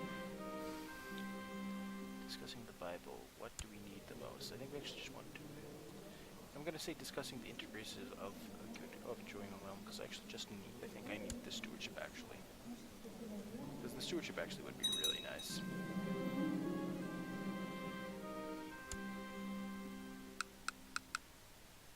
Bunch of people in defensive pact because I basically managed to expand myself by an entire 2 counties.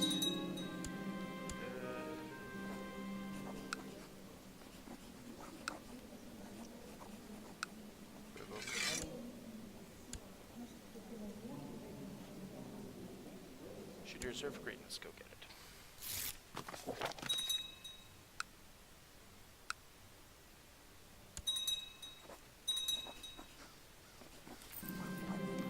It's too bad. It's probably going to help a little bit.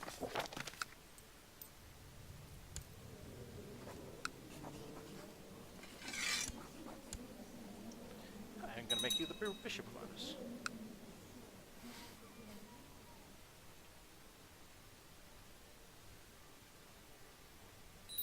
Steered me right so far. So that should be all good. I still want you to be my court chaplain, though. And I want you to, well, get in there on the entire thing. Let me see, pandemic. Okay, he got out of there because the epidemic was probably just over. Yeah, it was just barely enough for them to be able to join it, so the defensive pact is just going away slowly.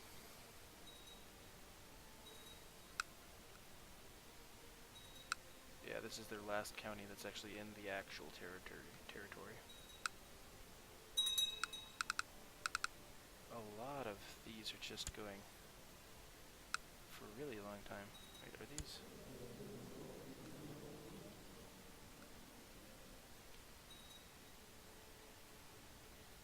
Clan. Under the Kagan of Kishkunsao. It's not a big clan though, and there's not really a lot of other people nearby. This guy's actually still solid tribal. I might actually try to grab Yarmia.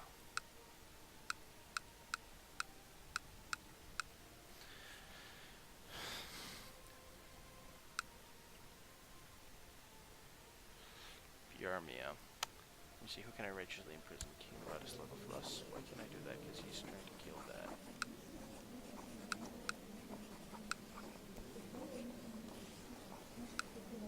See, demand religious conversion. 1, 2, 3, 4.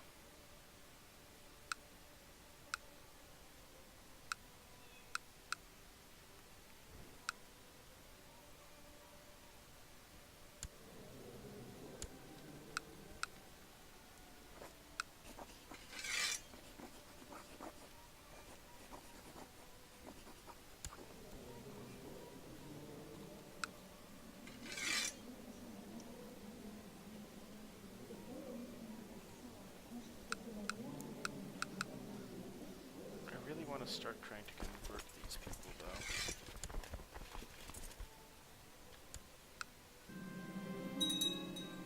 Let me see, I can understand this passage of the Bible. Though new to the game, Bicky memes Souse. No, I wouldn't say I'm new to the game, really. I'm new to streaming, more or less, though. Because, like, I haven't done a lot of streaming, but I have done a fair amount of playing of this game. So I wouldn't say that I'm an expert, but I would say that I know most of the ins and outs of the game, at least decently. I believe I have somewhere around 600 hours of this game in doing. But I'm very new to streaming and managing the stuff behind that, so it probably looks like I'm a bit worse than I am, but I'm also just, yeah. I'm just, like, again, not very new, not very good at the whole streaming part, because I'm just not very used to it. The words are archaic, and their meaning was bleeding by copies of layers of symbolism. It would greatly benefit my spiritual development if I discovered the text's essence on my own, although at this point, perhaps I would be better asking of my court chaplain. It manages 35 is unhelpful. 65% chance that I can gain understanding. 42%. There is no shame in asking for help.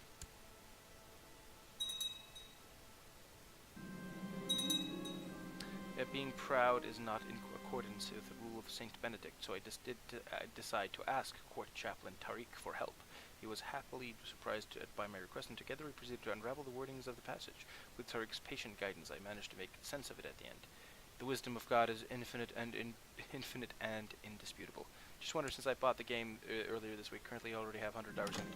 Yeah, this game is super addicting, and you can really delve yourself into this game, because the other reason for why you can really delve yourself into this game is because there is just a lot of things that you can do in the game, and there's a lot of different ways to do something, because like, this is the type of game where even hundreds of hours of into the game, there's still going to be a few things here and there where you'll go, oh, that's how that works. That's actually kind of nice. Or like, okay, that's a bit of a weird interaction. Because like, this game can still surprise you after you've played it for a really long time. The thing I usually do to expand my advantages with war, I wondered if there's alternate ways to expand my own realm. There are good. Eventually, you kind of have to boggle it down to war eventually, but you can maneuver yourself to gain a lot more through each individual war, especially when you start to have kingdom and empire titles. You can do a lot of claim and title manipulation in order to get that going. Like, I think one of the tricks that I learned, I believe, like 80 hours in the game, which is a trick to basically take over entire kingdoms when you're which can take over entire kingdoms when you're an empire, and entire duchies when you're an empire. Basically, that trick is not too difficult. Basically, what you first have to find a claimant that you can invite into your court. You take that claimant after he's in your court. You give that courtier a title. It doesn't really matter what it is. It can be even a barony. Then, when you push that person's claim, it'll actually join in your empire because he's already your vassal. That is, I think, one of the marrying into families doesn't work that well for me. I think it's kind of the thing about marrying into family, since there's usually 20-ish living male member of that dynasty that they'd rather see on the throne rather than give it to a daughter that is married to me. Shady's back without Dinklage. Well, anyway, yeah, that's basically the title of, because last time I lost the Empire title because of an unfortunate casing in the voting process. And I had to spend the entirety of last session just reclaiming the Scandinavian Empire, basically. But now I'm doing really well. As you can see, I have basically Rus, which is basically the thing that gets developed, usually historically became Russia. And I have, got almost all of Scandinavia under lock, which is pretty good for me. There are still some nasty tribals here, which is really annoying. But yeah, that trick is plenty good, but I never invited them to court, basically resulting in them becoming independent. Yeah, because that's actually one of the first things that a lot of people, when they see claims and how they work, will be like, okay, that guy has a claim on that duchy, and I'm a king, so I should get it. But there are basically three things, to put it into perspective. There are three things that can make sure that a claim you're pushing actually goes into your realm, and that is, one, you have to make sure that the title you're trying to get, and the claimant, if the claimant is of your dynasty, it joins your realm if that title is, again, lower than your current. So basically, if you're an emperor, kingdom, if you're a kingdom, a duchy, and if you're a duchy, a county. And if you're a duke, a county. The second thing is if he's already your vassal. And the third thing is if the title you're trying to grab is part of one of your titles de jures, then it will also join your realm. If at least one of these factors is not in play, when you push someone's title, they're just going to become independent.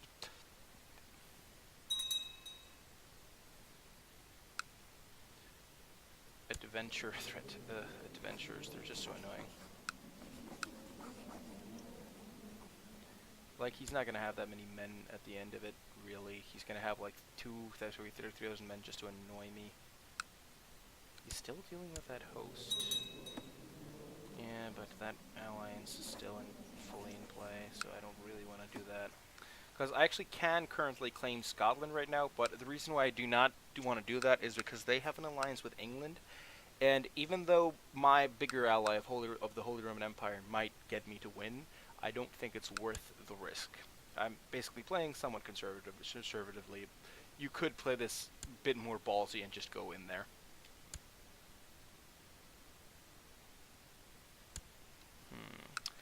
Yeah. Okay, that's actually quite good. Getting me some more closer to actually gaining some ranks within my society. That explains it. If you don't I don't know if you're familiar with. I have not actually played the Game of Thrones mod. I'm a big fan of the Game of Thrones, or to put it more accurately, this A Song of Ice and Fire books. But I've kind of fallen out of watching the show, and haven't actually played the mods for Crusader Kings. I have a couple of friends that have said very good things about the mod, however. But yeah, I'm not familiar with it.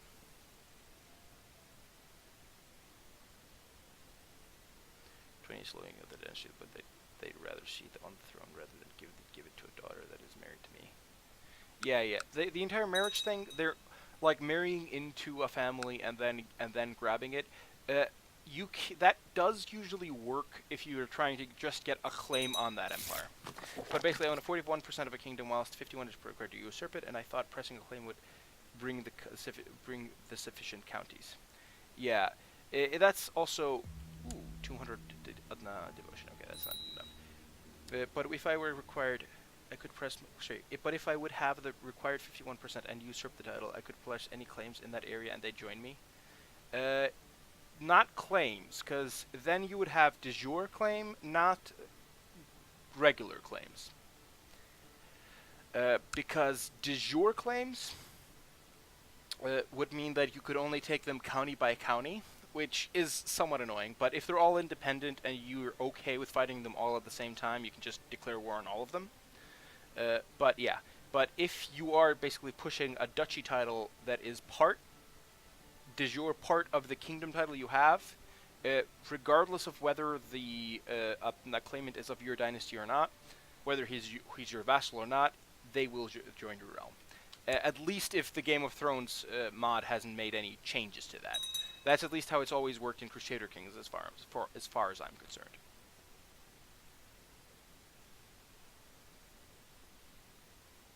Yeah. But yeah, I absolutely love this game. Which is why I've played it for about 600 hours.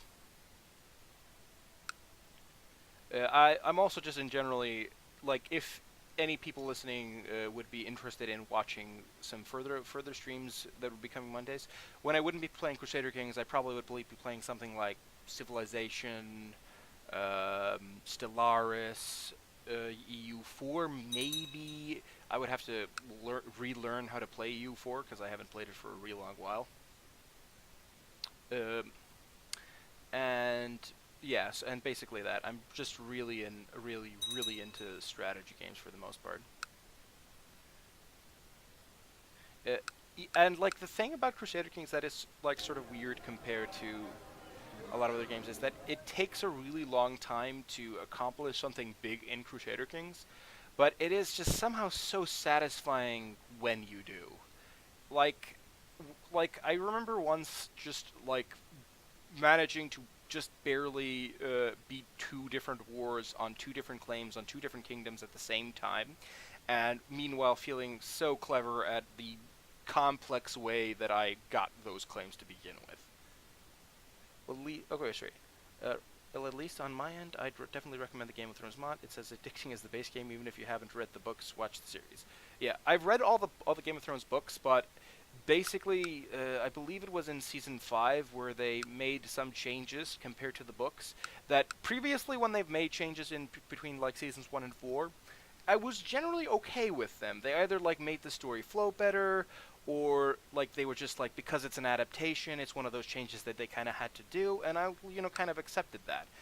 In Season 5, they make a lot of changes that basically that make a lot of characters, actually not a lot, a few characters that I really love in the books be sort of a shadow of themselves, and it's kind of like a little bit of an insult for me to look at them. So I just stopped watching the series. I'll still be enjoying the books, especially when Winds of Winter eventually comes out. But I will not be giving the show another chance. They've made a few too many blunders for me to give them another shot, even though people tell me season 6 and 7 aren't that bad.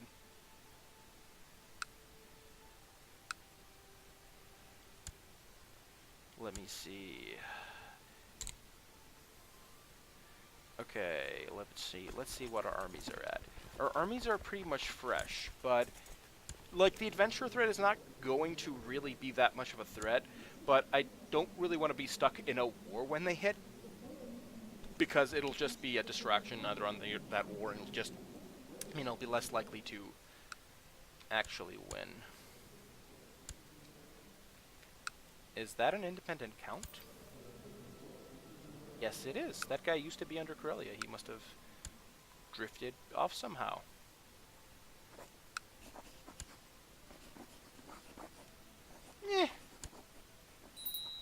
But I'm probably want to like just besiege that country really quick, because I just want to make sure that that a lot of the people that might actually, let's just get ships, jump straight into ships, get Holstein troops.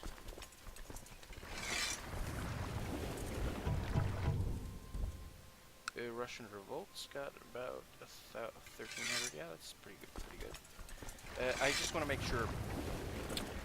Yeah, but as long as there's people that are new and playing Crusader Kings, is that something that is actually that have gotten a bit more difficult and a bit more challenging is actually conquering pagans. Because now it's it used to be uber easy to beat pagans, but a few changes have made them not exactly necessarily more difficult than a lot of the sort of traditional feudal vassals, but they've made it so that there are more factors that you need to consider. For instance, okay, it's kind of hard because there used to be a prime example around in this playthrough, but okay, here's actually a prime example. If you just look at this guy's land, which is like 1, 2, 3, 4, 5, 6, like 7 counties. So how do you mostly get claims? Through marriages? Sometimes through marriages, especially since you just kind of tend to have alliances with some people, just to get alliances. And then sometimes they'll leave you with claims that you could just grab later. Sometimes you get the claims by just inviting the people that have them over to your court, sending them gifts to make sure that they want to join your court, and that court. And if they're women, and if they are women that you want to get into your court that have strong claims, for instance, you can sometimes get to marry them to people that are in your dynasty. And then, like a generation or so down, you'll maybe have a male of your dynasty with a claim on that. So it's a slow process, but it can be very rewarding when you get it through. But before I lost my train of thought, answering to, is the one-eyed adaptation of the Portraits of Mod DLC. Might just be they aren't included in the mod I use. I believe that actually having the one-eyed portrait on, I believe that is part of a DLC. Yes, I actually do have a few purely aesthetic of the purely aesthetic DLCs it played. So that might probably be a thing.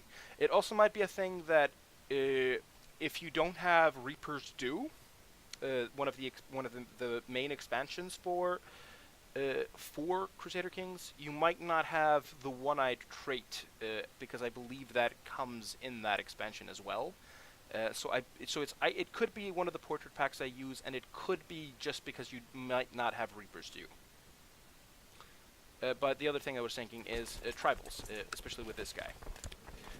It might look like I could really easily trample over him like it's nothing, because he's only got about 7 counties. You look at his army level, he's only got about 300 troops. I should be able to take that out no problem. That's not necessarily the case, because he has 1,000 piety. And now pagans can actually get troops to fight defensive wars.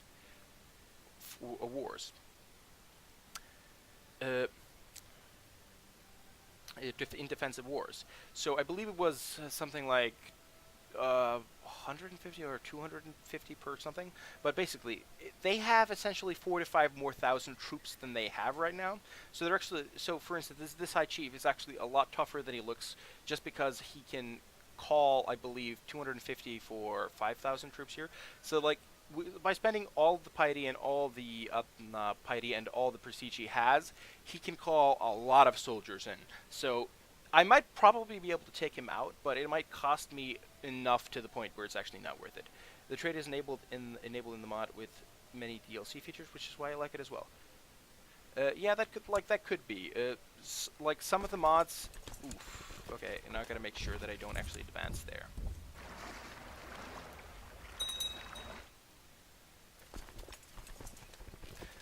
Okay, to go back to what I was saying, like again, the same thing goes for this guy. Even though it did look like he had like about 500 troops, because he has the piety. It basically didn't really count.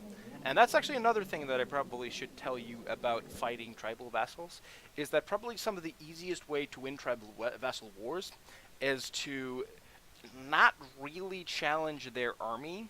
If you can just quickly occupy every county they have, and especially for something like this guy, who only has one county, that means that the moment his army leaves, it's actually really easy to take and win this war.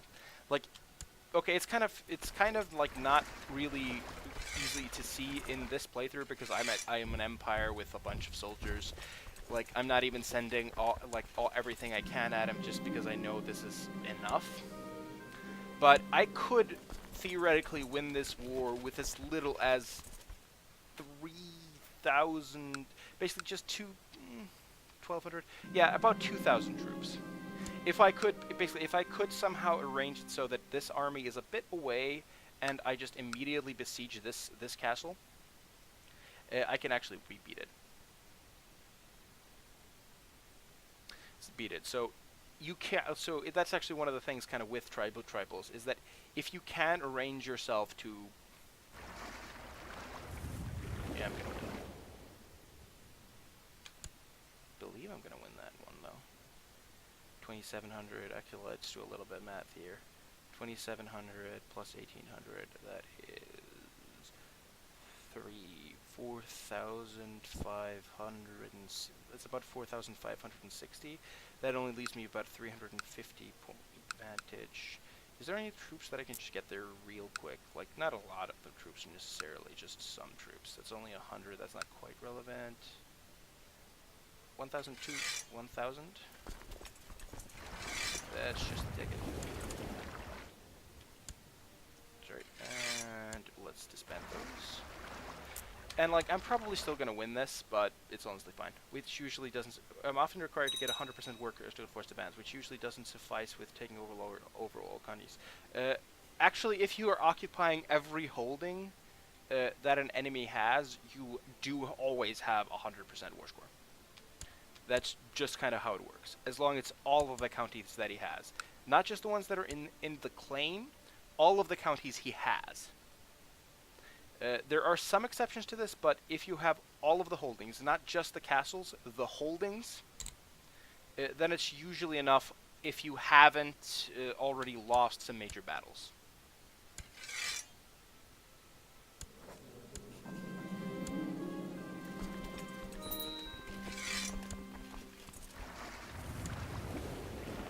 Didn't even need him. But it was nice to have the backup. I'll probably miss holdings in my own lands then. Yeah, it's also it's not 100% automatic if he occupies a certain percentage of yours. Since in the mods of mod Lords of the Realms, they often have small holding in a county of Realm B through inheritance. Yeah, that actually could be a thing. But that's actually the thing that is actually vulnerable about tribals. If you can just grab their holdings, like grab all of their counties real quick, it gets really easy to take. Let me see. Range proposed that King Pavel. Sure.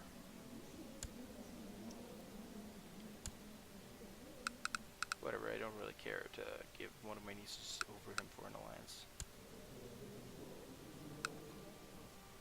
Especially since I'm fabricating a county on him. Since in the Mozilla, yeah, you can have yeah, that's actually the thing. It's also really annoying, especially with things like holy orders. Let's see what is this English revolt even trying to do? Oh, yeah, we're definitely making sure that that doesn't happen. Ugh, even if though we're not gonna be in the country when June 200, it's gonna be like 6 months. Yeah, let's just use my Demosne troops. That should probably cut it.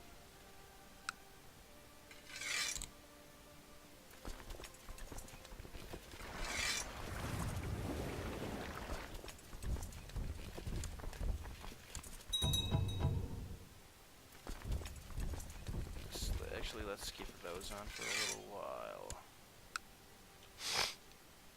That actually also reminds me. 558.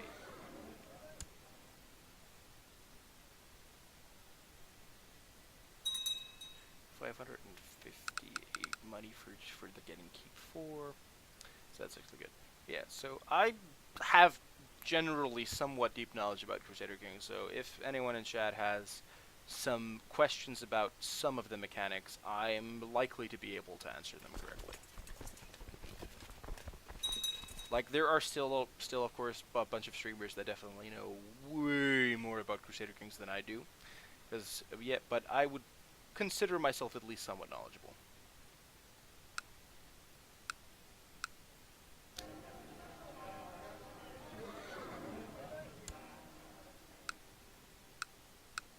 That county is still showing us go.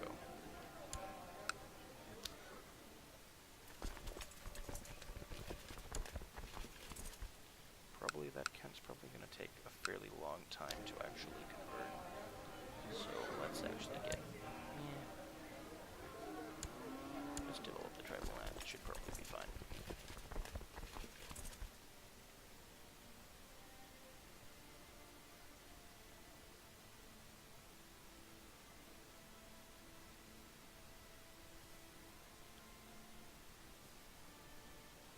Especially since we're getting, like, how much prestige? Like 10 prestige a month. That's actually pretty good.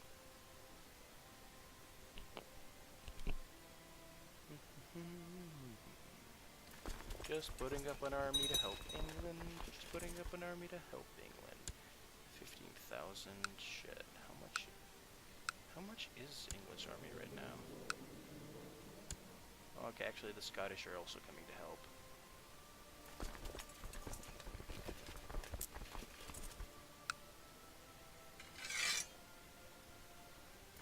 Let's add 1,000.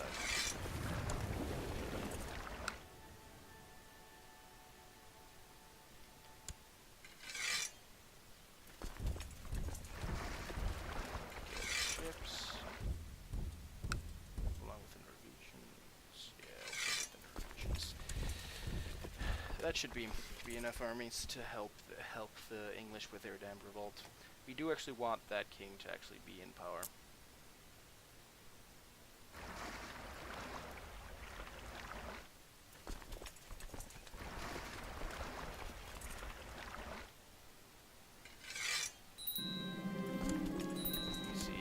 Daughter. She's dumb, but she's a decent general. Sure, diligent. Sure, that daughter, that's fine. Having non-aggression pact with Hungary. It's also just going to be a little bit of a prestige source, so that's fine. Whenever I play vanilla, England also revolts all the time. Like, I think that's not just England, because if you're playing Crusader Kings, you should be assuming that a lot of things will be revolting in a lot of things. They get usurped from time to time. Yeah, okay, England might get usurped more than most, but in my experience, there's no kingdom that is... It might happen more in England, but revolts at least happen in almost every big NPC empire that like, it just happens. But I can kind of say that getting usurped, like, successful revolts happen probably often in England than most other places. But I do particularly, for one thing, I am their ally. Is basically one of the reasons why I don't particularly fancy them getting.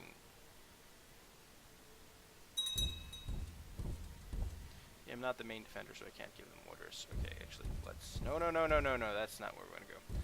We're gonna march through here and then Oxford, and hopefully, the Scottish will come with me and bash the army. Oh yeah, might as well have.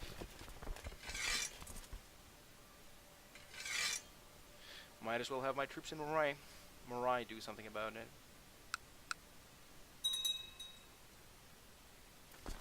Moray march down. Might as well. Agreed, but England's the only large nation that gets usurped in my experience. Yeah, like, it does probably happen a bit more than in other places, but I don't think I can remember a big empire that I cannot remember having been usurped, like, a few times. Because, like,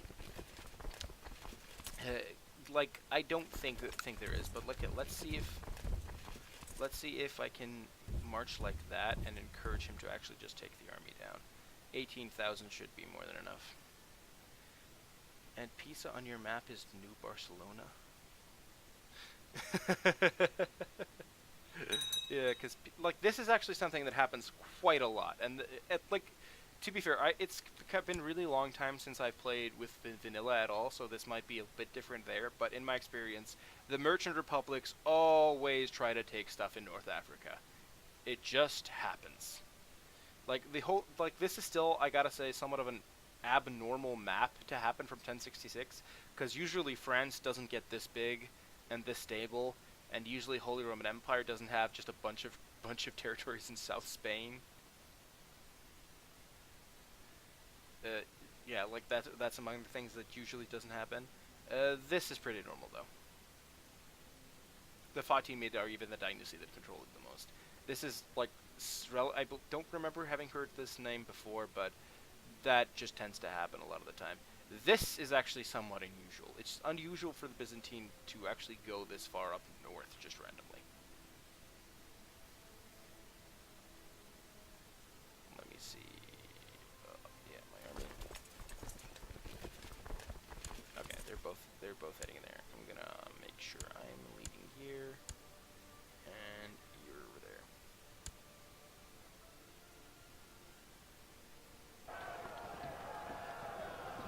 Yeah, even with the negative penalties, this should be fine. Especially since England is actually going to back us up in a little bit. Yeah, 13 March. Like, the battle's still going to be raging on when that happens. Well, it wouldn't be, if it would be historically accurate, the replayability wouldn't be as great. That's actually quite fair, because, like, there is some randomizations, but it does feel like, to me, there are a few things where the odds should be, because, like, I kind of like, the thing I like about Crusader Kings a little bit is that most of the things that happens are more or less historically accurate. But I would really prefer if some of the things that do happen... Okay, we're actually losing this battle somehow. Or are we? Okay, that actually went a bit back and forth more than I expected, but sure. Yeah, but that's true. But there's a few things that I actually would like for more often to happen in a historically accurate manner, and for one of those things is actually the Reconquista. And that's actually a thing that goes over into EU4 as well, is that the Reconquista in normal gameplay will most of the time just not happen. And if you don't know, the Reconquista is essentially when the Christians retook Spain. When plus time, GOT mod takes care of historical accuracy by forcing events on certain states, such as Tower of Joy. Like, that is actually true, and and Crusader Kings also does this a bit, but there are some things that they probably should try to fuel a bit better. And there are some, like, things that are weird and historically inaccurate that just shouldn't be happening as more as they should. And this is actually one of the things that does always happen that probably shouldn't happen as much.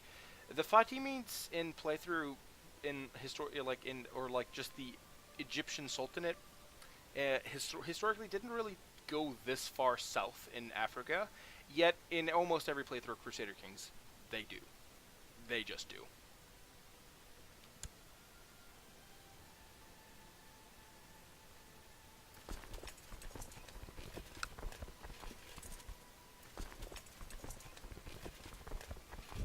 Actually, let's combine the army module there.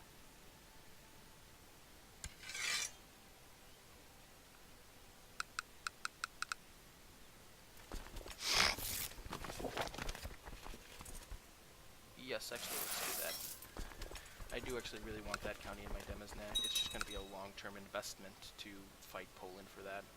Especially since I don't think Poland has particularly strong allies right now. No allies, and it's getting attacked. Yeah, and it's getting attacked to get paid tribute by Hungary, and we can just get an alliance with Hungary and make that especially easy to get. I think we're actually going to let them march in there and start the fight, and then we're actually going to go for them.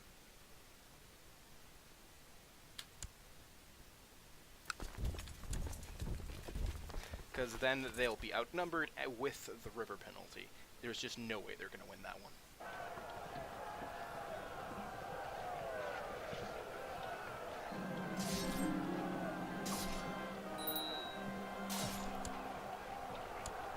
Okay, let's see. I don't see the host anywhere. Does he even have any men? He has supposed to have like 6,000 men somewhere, but I can't seem to see them. Question, does your game end after your 5th descendant dies? Because I'm on my 8th and the game is still going low. Lol. I don't know why you would think that your game ends after your 5th descendant dies.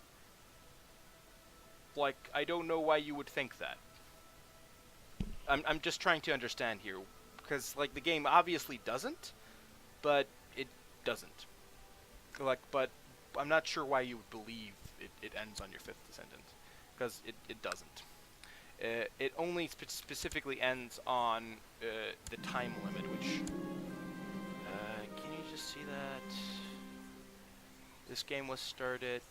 This game has been going for 134 years. Can you not see? I believe it's like 14... I believe it's somewhere like 1450, 60 something where the game ends, and that's always when it automatically ends. But it's not your 5th descendant, but if you land in a position where your heirs are not getting any titles, then your game ends. But 5th, it has nothing to do with your 5th descendant. For instance, in this playthrough, I believe on my... Actually, it's kind of hard to... How do I do that again? Check if my play... Oh, well, I can do it when I resign. And maybe I can review that later if you're still listening, but it does not end. And I believe I've been on 5 or 6 characters right now. Bringing the true faith and salvation to others is among the holiest of duties. Therefore, we ask you to construct a new church in our lands, so your subjects may have somewhere to say and for prayers worship. Sure. I'll be able to stack that money, it won't be too difficult for me to stack that money. Let's actually just solve that as well. Ugh, no. Can I maybe just... Is there maybe someone in my court that just qualifies for court physician that is just better? I'll just have my court chaplain be my court physician, that's fine. She'll be my spy master, and my spy master is just gonna... go there. Why is he church? Is he a religious title? It's a bit of a weird thing. Oh wow, my viewers are hitting a high of 5. That's great. Let me see. Let's just push down there. Okay, that's my brother's wife. I guess my brother can probably grab an alliance for me somewhere. I don't particularly want him to marry my daughter, the Queen of Norway, or I believe one of my sisters down the line, but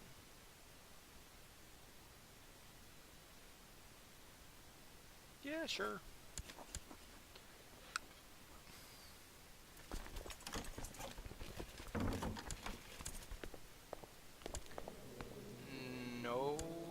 daughter, I do not want you to make that marriage.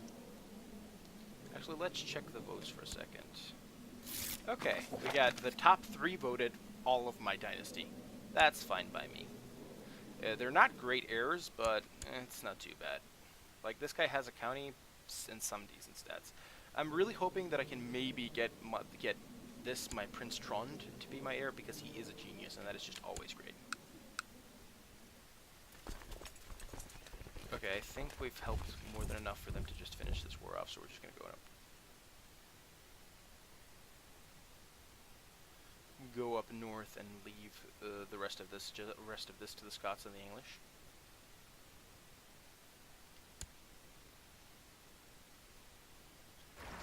And votes. Just go over there and say, no, I'm not giving your random shitty son some land when I don't even have full demas now.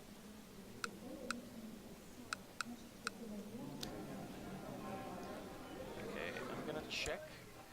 I'm gonna kid lacks a focus. Yeah. That's one of my nieces. Whatever. Just go ahead and learn some spy stuff, you kid. Let me see. We can call them. Oh no. I feel so frightened. Actually, let's just have them jump in the boats immediately so that we can just land somewhere around there and get rid of that. Wait, those are actually just raiders. But I think I might as well. But there's no sign of the host that I'm supposed to be fighting off. In for like peace, no? He thinks he's winning the war with his war score of 0 and 0 troops on the ground. That's Crusader Kings for you. I feel so dumb. I have that for 5. I have that for 5 years. Then again, I cheat every game, so my main character never dies. Yeah. I don't know. Like if you I don't know why you specifically believe that. Thentanos? Yeah, Thentanos. Let's see, discuss managing a realm, because I really want extra 2 extra points of stewardship. Yeah, I got 2 extra points of stewardship. What am I kidding? I love this. Or, oh god, what have I done? Forgive me, please. Yeah, what have I done? Forgive me, please, because actually kind is actually pretty nice to have, just for that extra diplomacy. Being liked is actually just pretty good. He'll eventually declare victory in that war, it's fine. Let me see, invite plot to fabricate a claim on a duchy. No, I don't want to fabricate a claim on a duchy of someone who is on my council who likes me a lot. No, that's not a thing. Can I change laws? There's actually shouldn't be too long until it can change laws. Okay, it's actually 5 years. 1453. Then you have to convert it to EU to play. Yeah, the only thing is the Crusader Kings to EU 4 converter does a few weird things. There's like a few things that it really doesn't account for. One of the things that it really doesn't account for instance, that happened when I was converting my play as Ireland. Is I was basically Ireland, and then I, formed the formed the British Empire and all that. One of the things that I felt was really weird after I converted is that I started out as England, even though I was like an Irish culture guy, and even though my main, the main title for the empire was like the British Empire or British Empire, but even though I was Irish, I started out as England. Okay, that's not too weird. Then the weird part is, then in like one of the policies ideas, I could have I had the ability to choose the option. For far too long we have sat under the English heel. We must rise up and declare ourselves a free Ireland. And then I was like, it was kind of the other way around. Weren't we oppressing the English? I thought that was what we were doing. I don't remember feeling oppressed by the English. Don't be ridiculous. And then the other thing that was really weird is that in that playthrough, I was a particular type of heretic. I believe Cathar. Then you have to convert it to EU4 to play the Victor's Right history, lol. Yeah, okay, but the other thing was, when I was playing the other thing is that I was playing a Cathar heretic. And I had in fact wiped out Catholicism at the end of that playthrough. And made basically Catharism the main religion. And one of the biggest difference between Catharism and Catholicism is that Catharism doesn't have a pope and doesn't respect the pope. And I took Rome away. I took Rome away from the pope as well. But then when I converted, apparently I was just a regular old Catholic, which was a bit odd considering I had killed the pope and taken Rome for my own. And it was really weird that I again started out also as defender of the faith. So not only did I start out as a Catholic as opposed to a Cathar heretic that hates the Pope, after the EU4 conversion, I became a regular Catholic that loves the Pope and the biggest Catholic. I did EU4 supports that many religions. Yeah, it doesn't support a lot of the conversions, but weirdly enough, to be fair, it does make sense because it's made by a bunch of Scandinavians. It does, however, support Germanic religions being converted into EU4 properly. Okay. Okay, just raise him as now. That's fine, whatever. I probably shouldn't have raised that, but that's fine. It's fine. Just a little fuck up. Wow, this game has so much history in it. I can't believe you did that. On normal Iron Man, I'm amazed people who are good at this game and EU4. I just like to roleplay. I try to roleplay. I didn't do that in Iron Man, but I did not save scum, and I did not console command. I have, however, in Iron Man, in Crusader Kings 2, I have conquered the entire map as Scandinavia before. And it gets to be a bit of a grind at the end, because like you've really had your patterns to forward and you're just getting it to yourself up. Role-playing is easy with this game, then end up not being content with my low rank and planning to make myself king. Yeah, starting out as count can actually be really interesting. The only thing about starting out as count is that you're at somewhat okay. You can play that, get to be really big. Is this Iron Man? Yes, this is Iron Man. Yes, this is indeed Iron Man. Okay, we're also gonna need to raise way more troops than this. This is an Iron Man game, and we actually, for the record, we started out as the Count of Iceland. Actually, the Duke of Iceland, I believe. Were we just Count of the Half, or did we start with both parts of Iceland?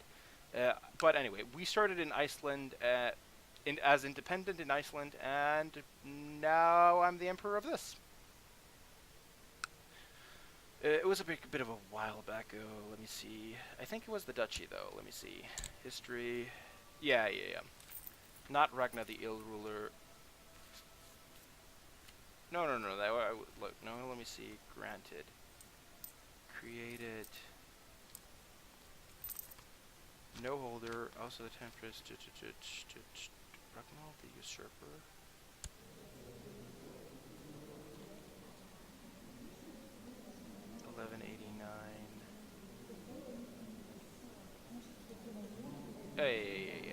Yeah.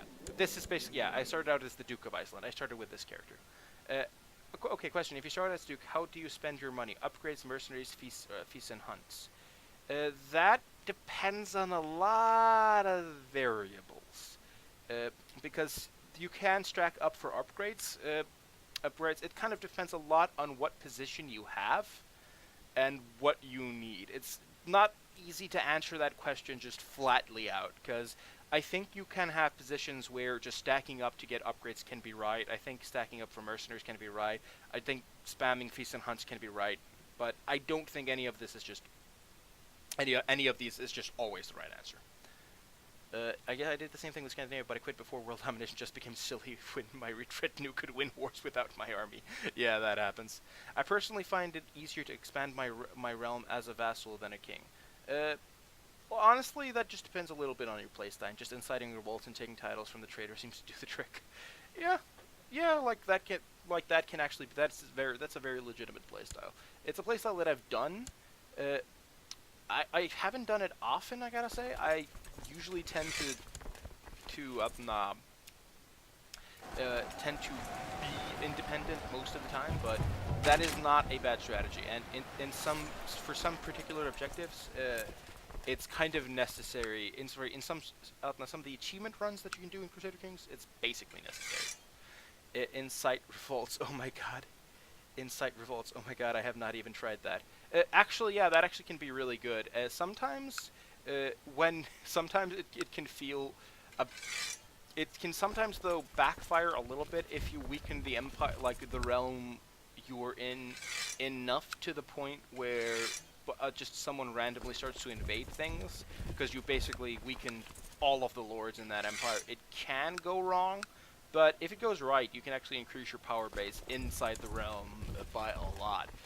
And honestly, if you're a really small count somewhere, especially like or a duke even, for instance, when I was the Duke of Iceland, I'm basically what some of parts of my strategy that I did actually do was joining up and swearing fealty to Norway, then accumulating alliances within Norway and making an alliance with the Holy Roman Empire, and then revolting to become King of Norway, and then from there I managed to basically take over Sweden and Denmark and like a lot of the parts of Finland over here eventually.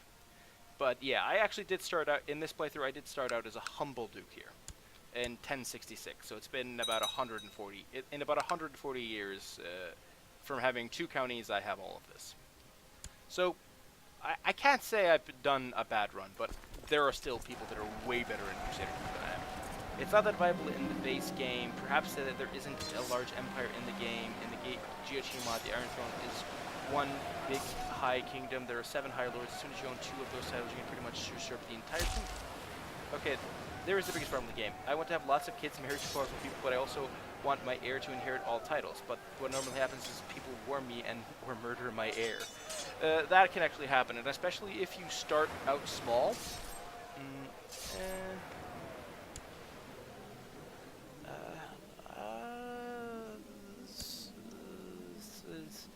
I'll tearfully ask forgiveness because I don't think I want more kids, even, and I think she's a bit too old to have more kids anyway. Yeah, I'll just tearfully confess and ask forgiveness.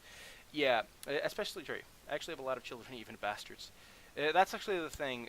When it comes to how many kids you have, it really it's somewhat, the system itself is somewhat heavily RNG, because it depends on whatever your fertility is, and the RNG of getting the certain event, of getting the events that actually give you the kids. So you're a bit on the mercy of the RNG to see how many kids you can generate. You can mitigate that somewhat by having a groom heir focus and either family or seduction focus. So when I get usurped, oh, my dynasty still rules. Yes! That's a good strategy. But yeah, actually, that's actually another thing, is when you start to have a really big empire, you're not going. It's actually really helpful to have a lot of your biggest vassals be of your dynasty, and that is something that I did actually manage to arrange here somewhat nicely, as the Queen of Sweden and the Queen of Norway are both of my dynasty. I like the first king of Rus that was part of my empire was of my dynasty, but then they revolted and turned this random dude into king, which I'm kind of fine with it for the most part. I just don't really want to bother with him as long as he toes the line and all that. 6,000. I'm just thinking about 7,000. Oh, I'm getting contacted by some of my friends who probably want to play some Stellaris. Oh, that was 9 soldiers. Okay, what troops have I not called in yet? I already have Norway and Sweden. Bergslagen, that's about 100 troops. That's like 100 more. Because I'm going to need about, if I want to reliably take this down, I'm going to need like 8k troops, preferably, to take out on this revolt. Is Shireland already raised? Shireland is already raised. Russian revolt probably is like 400, I'm guessing.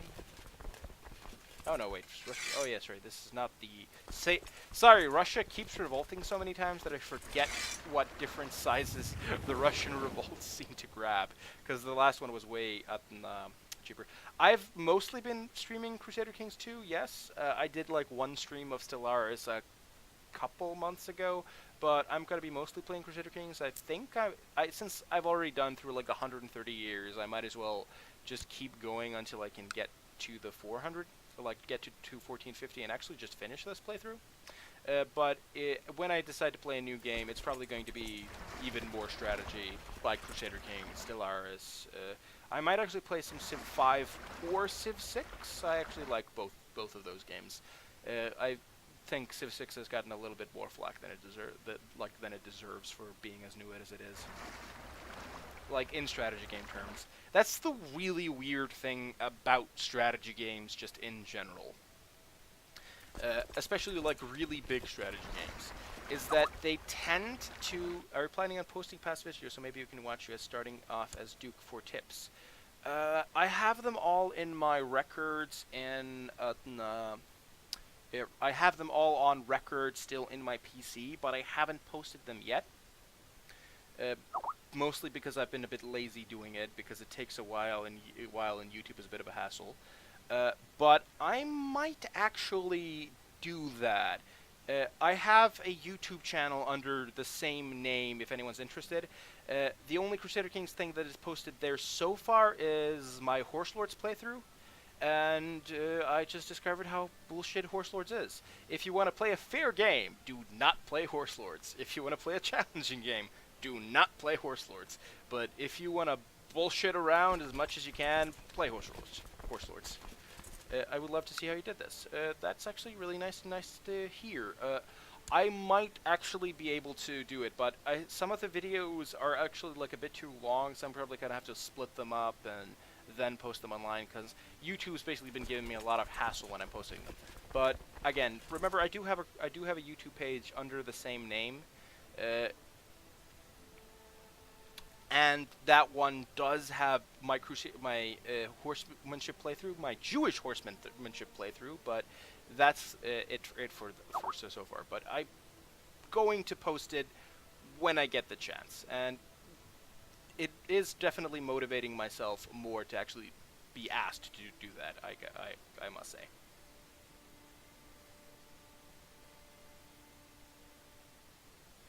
Okay, 8,000. Let's just disband those. This is enough of an army. And let's just go there. Yeah. Okay, I'm going to be playing for probably about half an hour, 40 minutes, 40 minutes more. Let me see, who is this guy again? My steward, who really likes me with really high stuff, and he can't join factions because he's in my council. Whatever, I don't care.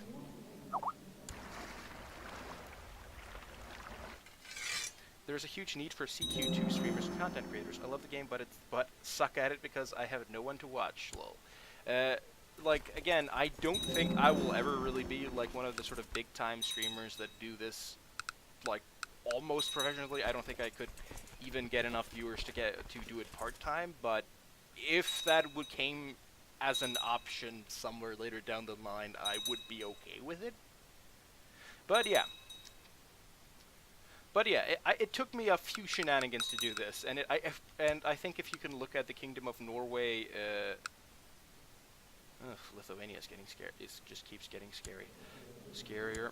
Is if you look at the history, I actually had, if I remember correctly, somewhere down the line, yeah, this actually happened where I conquered as a claimant, and then got elected. Then someone else got elected, and then I had to conquer again, and then I managed to keep the election fairly stable for the most part. But yeah, I would actually love to do that, and there actually are a few Crusader Kings streamers that are pretty high class. I just don't quite remember. There's guys like Arumba. Arumba is, if you want to see some really high level play of Paradox games, Arumba's got you covered.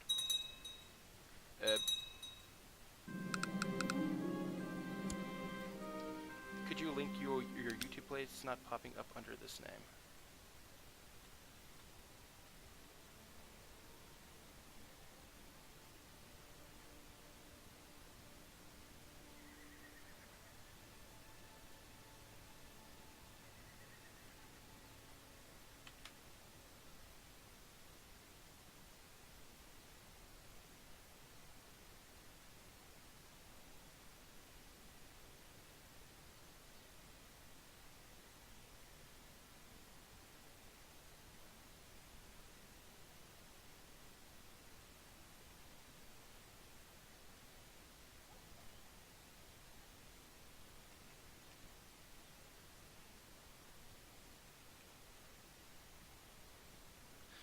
Oh, shit.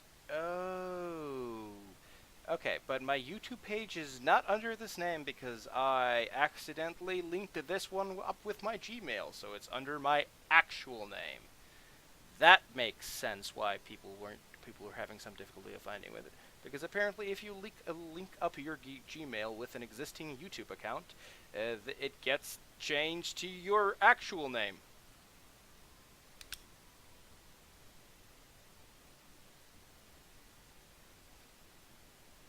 Oh, I actually did post some of the... I believe I did actually manage to post at least some of the first episode there. I forgot about this.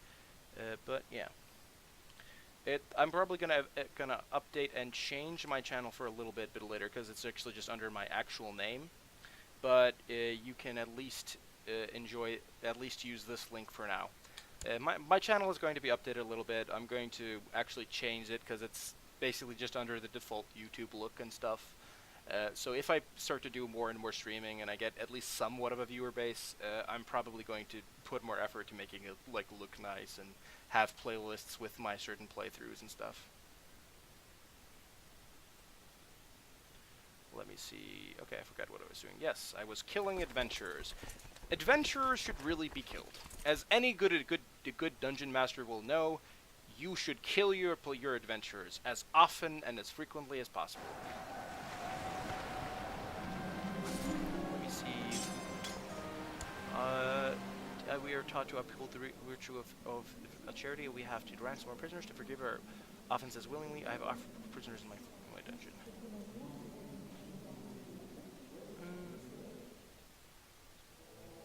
Do I have any of the missions that actually let me do that? No. I cannot follow those teachings 10 pretty, because I actually don't want that rebellious guy out of jail. 300 though. I could probably build a church somewhere. It's probably relatively cheap to build a church here. It's only 466. 462. 467. Let me see. I learned to inspire. In my experience, learn to inspire is probably the best. What the fuck? Oh, yeah, this guy. Oh. If he's conquering some horse lord territory, that's fine by me. Oh, you have a YouTube. Yes, I do have a YouTube. I thought it was under the same name because that's at least what the original account did, but what I didn't realize is that after I linked my YouTube account with my Gmail some time ago, it instead of registering it under my screen name Count John D, it registered me under my actual name, which will be unpronounceable by most of you English speakers out there. It's probably hold grand tournament. Yeah, I don't want to hold a grand tournament. I just want to stack enough money to get... yeah. And you can actually find the first 3 hours of this playthrough there. I can probably post some of the rest later. Wow, I think this is an all-time new viewer count of 7. Glorious. Let's hope we can burn the midnight oil and all that good stuff. Okay, nomad agitation, not something I do worried about. Have you not, seriously, you've been at this for a while. You've not managed to take at least some of these guys, change some of these religions around? Really? That is frustrating. I could build this weaponsmith. It's gonna, I'm not going to. Okay, maybe if I can get to be the head of the Benedictine order, then I can use the convert power county. Maybe that'll work. And, oh, sorry, breaking, to answer your question, I am playing with all of the DSCs. I don't exactly remember what rules I put exactly. Again, okay, for those of you who don't know, the hilarious part about me actually playing Here's Iceland is that I randomly rolled Iceland, because I didn't really care what I was playing, so I just clicked random ruler, and I got Iceland, which is especially hilarious because I'm actually from Iceland and playing in Iceland right now. Let's see what we're doing right here. We're waiting for about 460 money. There's no really good claims we can get. There's the England still tight with England is no longer tight. Now we're gonna, I think, let me see, how's Scotland doing? Yeah, but we can't actually claim Scotland anymore because they don't have... I'm gonna see if plotting to kill him is going to be... What is Iceland here? I hear it's a nice place. It's actually a really nice place to live, but I wouldn't move here. I wouldn't actually move here unless I had somewhat guaranteed residence or a fairly hefty amount of money. The problem right now is that the problem in Iceland right now is probably that it's actually really hard to find a place to live right now. But other than that, it's really nice. It's actually really nice. You have to get used to some really annoying weather, but other than that, it's actually a really nice place to live. We're going to try to assassinate the King of Scotland. Wish me luck, folks. What DLC and rules do you prefer? What DLC and rules I prefer? What's your favorite meal? Oof, that's a difficult question because just food is just glorious and there's so much of it. Like I'm not sure exactly what my favorite meal is, but I would know it would include onions, because onions are a blessed vegetable given by, like, whatever caused Earth or whatever to happen. They can be forgiven a lot of the bad they do by the creation of onions, because onions are great. And for people who don't like onions, well, there's a hell for you somewhere. Well, that's fine, because you're living a hell right now, because you're living without the ability to eat onions. And, you know, that's just horrible.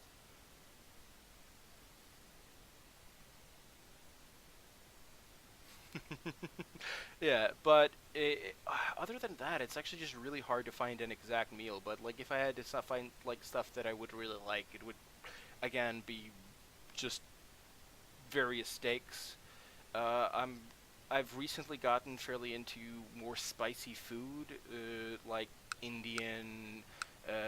I've actually gotten a little bit into making a little bit of Cajun cooking, but I don't think my own experiments in that field went that well, but I think they went at least okay. But other than that, just general Cajun and Creole cooking is just amazing if it's done right.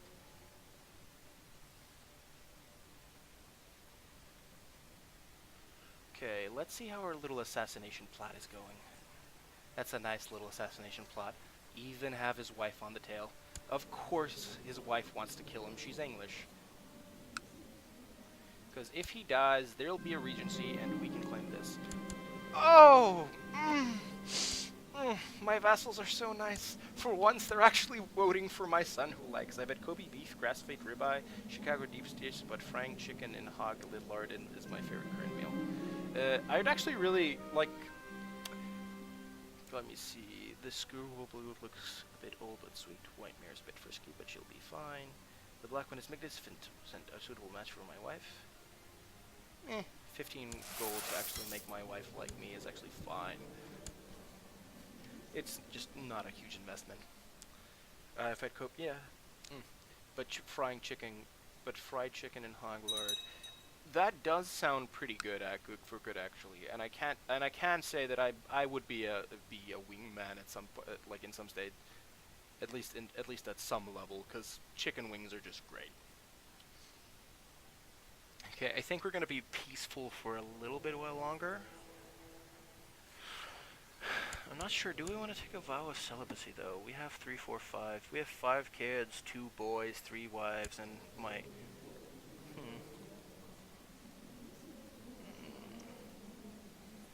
The vow of celibacy. What does it do again? It just gains the trait celibate, so that's actually not quite worth it. Whatever. I don't care enough. I do not care enough to stop these raiders. Chicken and rabbits in Iceland? There's chicken, but, like, rabbit meat is very expensive in Iceland, because there's not a lot of it around, so almost all of the rabbit meat has to be imported, and if it's imported, it's more expensive, and so, like, I've had rabbit meat, but honestly, I'm not a huge fan of it, but I'd probably be more okay with Like, I think I would like it more if it was just a bit cheaper. Uh, like, I don't come from a particularly poor family, but I do come from a family that doesn't like to unnecessarily spend money on things, and just how good rabbit is, it didn't come close to how expensive it is essentially what I'm saying. Because, I mean, it's good, but I'm just not willing to pay the money that it costs usually to eat rabbit in Iceland. I think if I was moving to somewhere else, for a year easily, really, because if you have two rabbits, they can feed a family of four a year easy. Rabbits grow and breed very fast. Rabbits buy for like $10 each year. Like, I can believe that, but like, you would have to have like a special, like, either have to have some habitat for them to be in, which is not too hard. But if you don't want them to live inside, which my family definitely wouldn't, then they'd have to be outside, and in about 6-7 months of the year in Iceland, that's not viable. But yeah, it is pretty cold here for a lot of the year, so that's actually another factor. One of the reasons why we don't have a lot of wild rabbits either.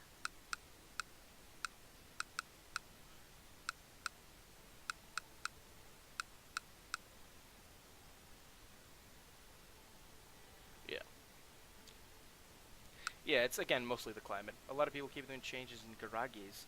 I have no idea where garages is, and I'm probably pronouncing that wrong, but wrong. Which it feels a bit bad because it's just, as an Icelander, it feels so funny when like foreigners try to say stuff like Eyjafjallajökull or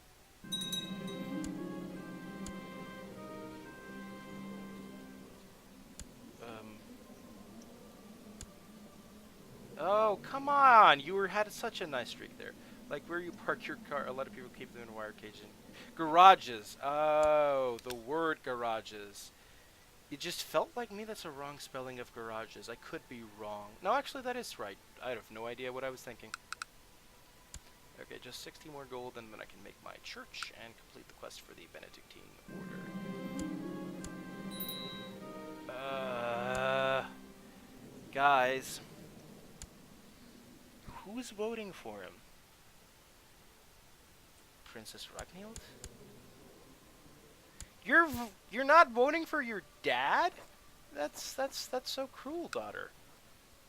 Why are you not voting for your daddy? Your daddy wants to be king or emperor, and I want people of my dynasty to be emperor. Okay, I'm gonna vote for Eadwig because Eadwig is actually of my dynasty. Or am I already voting for him? No, I'm not.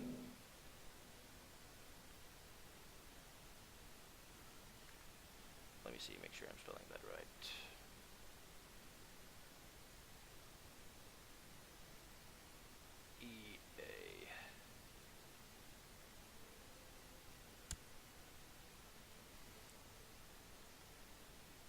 Edward, name.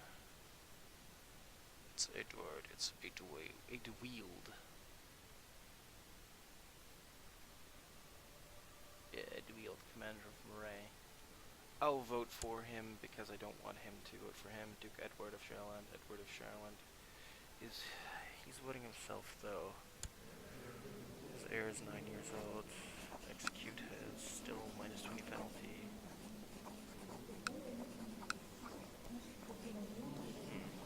Hey, you speak more than one language. That's freaking impressive. Not in Iceland. In Iceland, English is very close to being just ubiquitous. It is everywhere. Because it's probably pretty hard for someone who either lives in some of the more traditional European countries like France, Spain, and Germany. But there's actually a very simple reason why about 80 to 90% of Icelanders speak very good English, and that is the fact that we do not dub. We do not voice over anything except kid stuff. Because the Spanish do it a lot, the Germans do it a lot, but in Iceland, if there's a movie that comes out, it will not get dubbed in our language. And that goes for both the big blockbusters and the more medium to small film. Just nothing, everything stays in its original language, whatever it is. So you will just get, like, if you're just watching TV, movies, it's almost all going to be in English for the most part, because you're going to be watching American movies. You're going to be watching, again, mostly American movies. Therefore, just it's to the point where if you meet a person in Iceland and they're between the ages of like 13 and 65, give or take, it's weird if they don't speak English.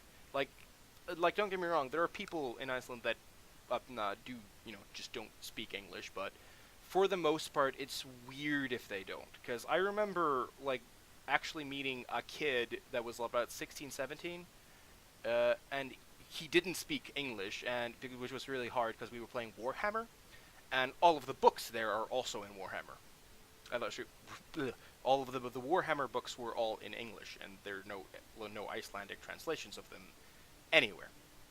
So when like he actually had needed a 16-year-old, I was I think around a similar age, needed my help to be able to understand stuff in the book.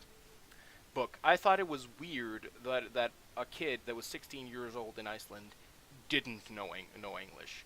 I actually thought it was weird.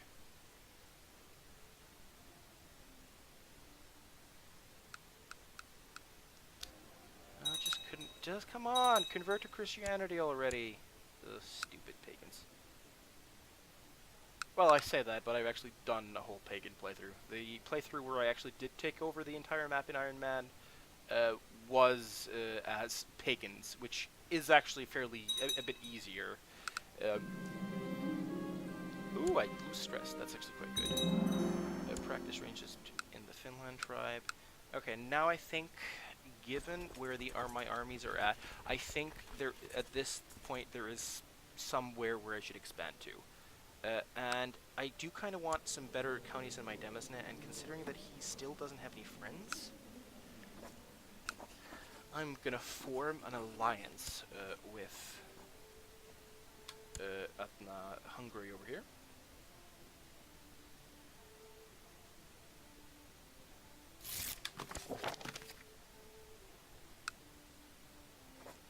And we're gonna claim Kiev for myself. Wait, we have...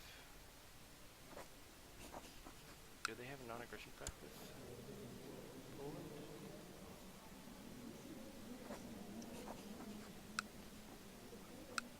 Claim Kiev? Why am I not also getting Hungary? I don't think it matters. We're gonna need to sail over there.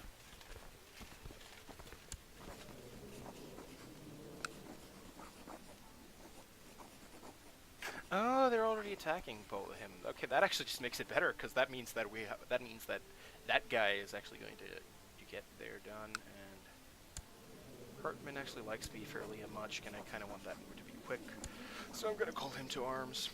Do you fabricate CB for most of your conflict, or do you do it through marriage or insurgents? I do more through marriage or insurgents. This is kind of an exception because I really wanted Kiev in my Demosne, because it's a 6-county, whole 6 holding territory.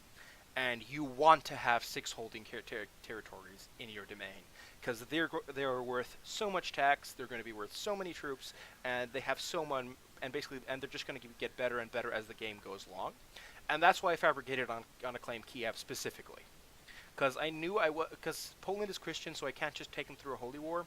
So that's actually why I fabricated that. But like, fabricating claims is an important part when you need certain counties for certain reasons. Well, yeah, I think the best one in Ireland is Dublin, and I think it's only 4. Yeah, like again, which is again Ireland, or as most mid to late Crusader Kings know it as Beginner Island. And for anyone who wants to see how to start to learn the ropes of Crusader Kings, there is, I think, no more better starting location on the map than Ireland, because it's one of the few locations that really, on top of not being difficult, has you still, like, lets you gradually get access to more of the complex game mechanics as the game goes on. Meanwhile, even if you start out as someone small in some other areas, you're going to have to either land in positions where if you don't do certain things, you're kind of screwed, or land in positions where it's just not viable for you to. Or land in positions where it's not really viable for you to have access to most of the mechanics in the game. Or to utilize most of the mechanics. But in Ireland, you can utilize most of the sort of core dynamics of the game, which is actually one of the reasons why it's pretty good. But yeah, that is why I'm basically taking Kiev, because I want Kiev to be in my domain, and again, I need to remember, it is pronounced domain. Me and a friend of mine actually looked this up. For some reason, this spelling that you're looking at right here, my mouse cursor, the S is for some reason silent. It's pronounced domain. And apparently it's from the same source as the word domain comes from, and it means slightly different things from that word, but this is the old French spelling. Okay, with 8,000 troops versus Poland's. Do you think CK3 will ever happen, and how could it be possibly better than CK2? I think CK3, if CK3 is probably going to eventually happen, and I in fact think it will happen, and it will probably eventually be better than Crusader Kings 2. But on launch, there will be a lot of people that will be disappointed that it isn't as good as Crusader Kings 2 is right on release.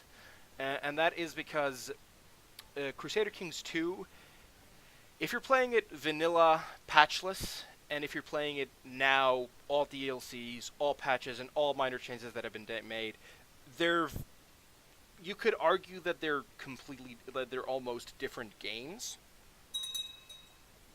In how they play and operate, and that is actually because Paradox has been lovingly changing Crusader Kings. Now I have all the patches and DLCs. Of course you do. But if you for some reason found this probably exists somewhere online. If you find a patchless vanilla version of CK2, it's lacking so many of the things compared to when you have all the DLCs, when you have all the patches. It's lacking in so much that you probably wouldn't recognize it much as the same game. And if they ever are going to have Crusader Kings 3, which I believe they will, they're going to land into that problem. It's the same problem that Civ 5 faced when it was first released, and the problem that Civ 6 is essentially suffering in now, and it has been for a few months. And that is the fact that not only are people so used to the mechanics of Civ 5 right now, and when Civ 5 was released, people were so used to the mechanics of Civ 4, that on release, it just looked so bad. Yeah, the same problem is still much problem with Stellaris had on release, but now it's much better. Yeah, like, Stellaris is a good example. Like, it's much better now, but I think you'd be hard-pressed to argue that Stellaris is... You'd be hard-pressed to argue that Stellaris is as developed and as fully realized as EU4 and Crusader Kings 2 are right now. And that is the reason, because the way that Paradox makes their grand strategy games, they have to give a lot of time to just releasing the game, getting feedback from various players, and play testing a lot while the game is released, and it takes a really long time to... I want to complete the quest, but I also kind of want to force this to not be a county territory. I'm actually just going to make a church in Finland, though. I do want to make sure, I do want to get the finished quest line here, but I'm actually going to stack money just to make castles. The same problem Stellaris had in release. Oh yeah, you're 100% correct. Yeah. Because, like, again, I actually love Stellaris, and I'm actually really looking forward to... she deserves greatness, go for it. Let's have a bunch of ambitious women in my dynasty. What's the worst thing that could happen? But yeah, that's like a problem that Stellaris currently has. And Stellaris also has a lot of weird, annoying kinks. When I heard 4x strategy, grand strategy in space, I jumped on it. I get that a lot, and I actually am playing Stellaris both with a few of my friends and in some single player playthroughs as well, and I am enjoying the heck out of it. But there are a few things that annoy me that are occasionally present in Stellaris that are problems that did exist in EU4, or at least had similar problems that existed in EU4 and Crusader Kings that have been smoothed out. Uh, and some of them are just sort of weird and odd, and like they don't quite make sense. Like how when your ally, like it's, and also, there's just also a lot of random bugs in Stellaris as well. Some of them aren't really that game changing, but some of them most of them are just annoying to see. Like in our multiplayer game on the game playthrough, it's really odd that if you're allied in a war together, you get you get the sensor information that is like the rough sensor information, and after you're at that point, it's impossible for you to ask for the actual like accurate sensor information, where like you can actually see what their ships see, and it's just impossible for you to do that because you didn't do that before you were together in a defensive war, and now that you're together allied in a defensive war, you can't do it anymore. It's one of those weird things, and how they had wormhole issues dealt with. So like if you're allied with someone, or have wormhole station access with someone, it's just a bit annoying to manage because you still have to build wormholes in their system, and if like you don't reimburse the deal and make sure the deal is reimbursed consistently, if there's just a day where the deal isn't counted, they just immediately get trashed somehow. Yeah, so like it has a lot of issues, and I'm actually really loving the game, but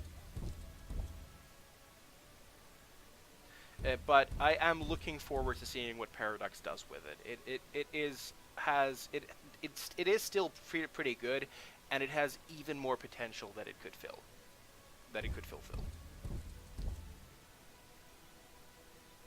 Actually, yeah, we can actually have the actual Russians join us here with some troops. Wait, Russians are... Yeah, okay, we already have the Russian revolt going on for us. But the Polish have a bit more troops than I expected they have. Yeah, actually, that is about what I should have expected from them.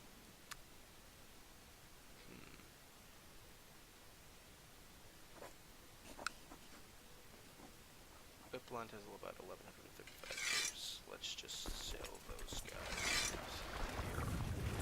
I hope they can join up later there.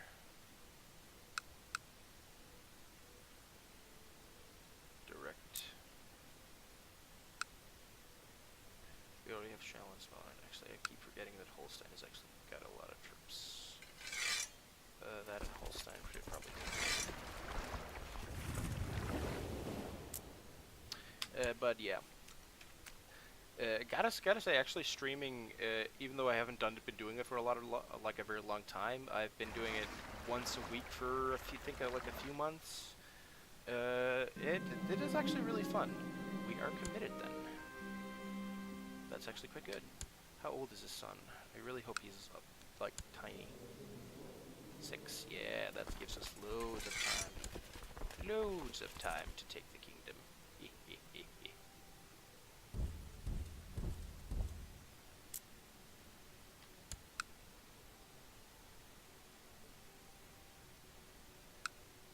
Let me see.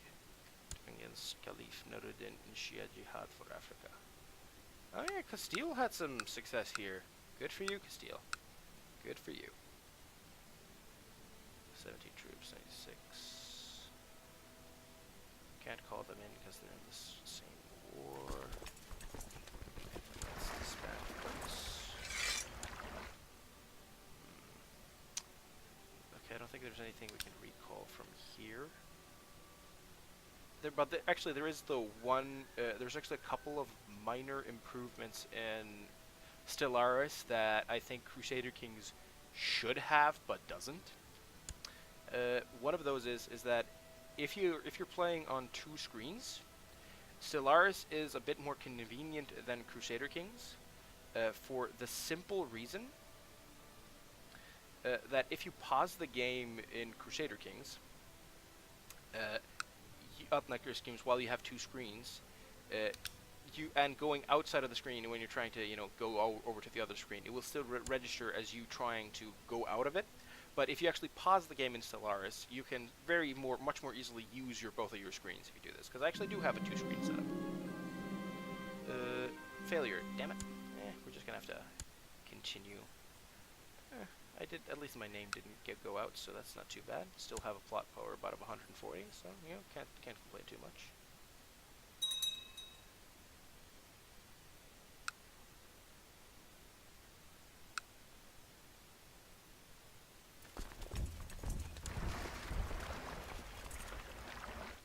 Okay, and just go down.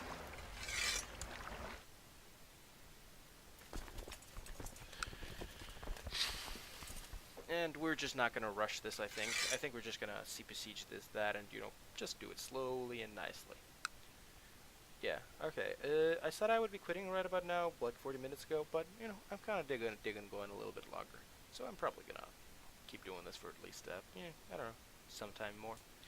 But I'll basically just kind of quit when I feel like it. Yeah, this castle is doing fine. Takes a long time to make a whole holding. But at least I'll get some more favor with the Benedictine Order, which is gonna be nice. I'm also gonna try to stack enough money to create more castles, which is going to be pretty nice.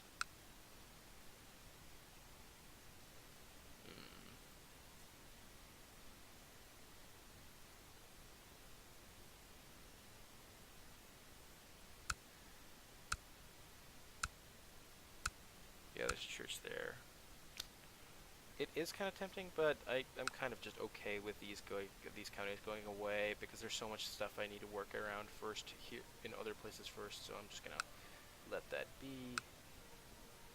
Let me see, what is the war score there? 14 in favor of Poland.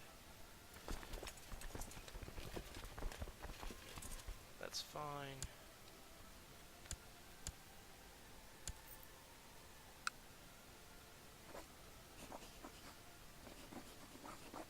Great to be castle. Just gonna wait until we have enough. And with the besiegers has eroded their trust, that is quite nice. Oh, are they actually coming to help me with dealing with Poland? That's great. That's great. Ooh, that's actually, we're getting a lot of the good siege events for this. That's not bad at all. So yeah, again, I think fabricating the claim on Kiev was going to be worth it, because I think even though if you look at it, Karelian Council, Luki, Chief of Luki, yeah, Lithuania. The good thing about Lithuania is that being tribal, they're stuck on Galakine, so in a generation or two they'll be split up AF, and we can we can basically just pick at them when they're weak.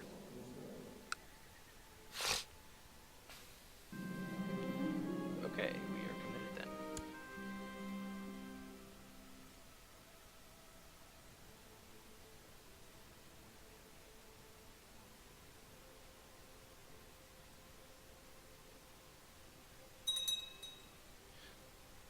Oh, damn it.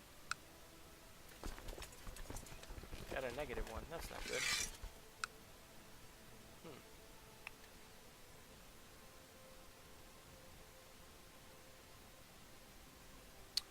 Okay, we're just gonna have to very casually wait to get for Kiev not to be succumbed to our military foresight.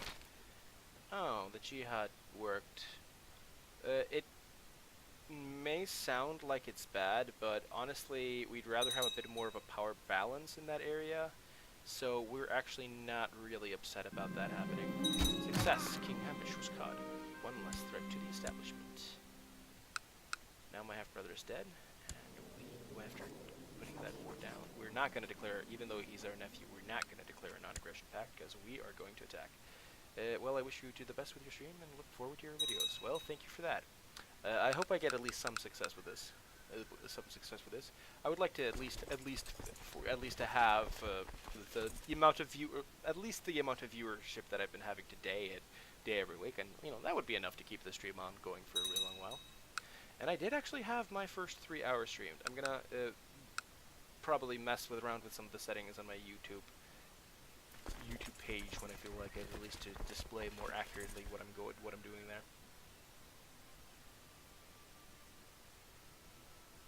Nomad education.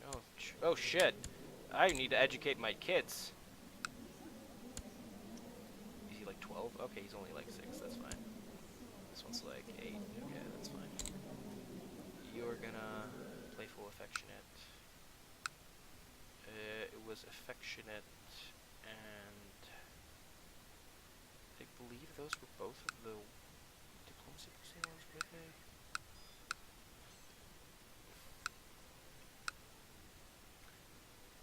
I believe they were. Indolent, charitable, slothful, playful, gregarious, deceitful, lunatic. You just don't want timid.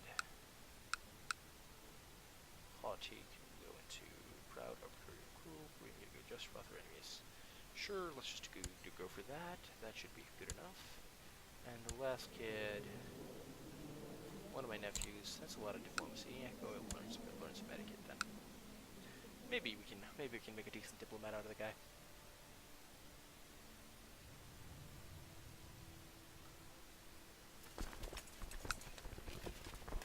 Wow, my followers have boosted up to a glorious 6. Thank you, people who have been following me. So, you know, I might as well do this right now, right now, since I'm closing down the stream relatively soon. Thank you. Hey, I'm Pete. Thank you for being a follower. Santanos, who's been active on chat. Thank you for being a follower. New Tunes, which I believe is a friend of mine, which counts a bit less, but thank you anyway. Pancake134, thank you for being a follower. Furry Apper 6, thank you for being a follower. DJ Cool Crusader, thank you for being a follower. If I could, get enough of those, and I'm gonna just continue doing more and more streaming. Actually, this is a bit scary. Like, it's not really going to affect me any way immediately right now, but later this can actually be really annoying, because this is actually a really big horse lord, and attacking horse lords down feels so miserable just because of how horse lords actually work. Attacking them, it can, even if you know what you're doing, is a slow and miserable process, because you take so little and you gain so little every time you war with them, and every war with them is a slow grind, and it's just not fun for anyone. Yeah, the Holy Roman Empire is marching with like 12,000 troops. Just to help me get this one little county. Grand Princess Fevronia of Gaelic. Oh, that is a grand title for someone who has 2 counties.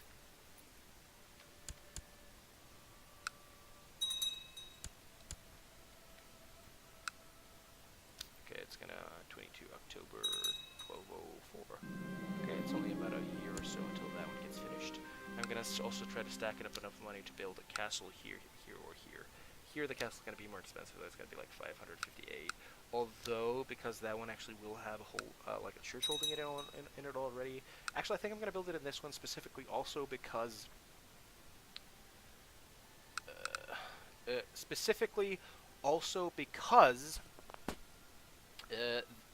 because I'm actually trying to convert that one and have been for a while. So if I maybe succeed there, while the other thing's going on.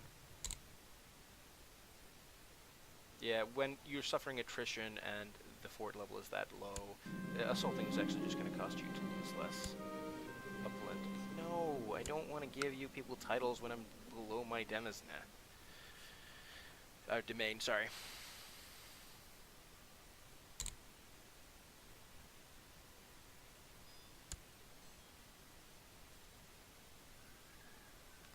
Was Kiev a holy site for some reason? Oh yeah, it was a holy site in Slavic. Up in the pagans. Let me see. There we go. Assaulting them down. Trond. Eadvigsen. I'm not sure if I would want this guy to be a diplomat or a steward. Actually, getting a really high stewardship character, just having a shit ton of domain, getting a shit ton of tax, seems pretty good right about now. So I'm gonna try. Basically, learning doesn't mean much, because that just means he has like relatively high learning, which is also actually pretty good to have. But I'm gonna give him duty. Even though, okay, I believe technologically this place is way behind. We can probably improve it gradually to the point where it's still going to be worth having. Raiders. Ugh.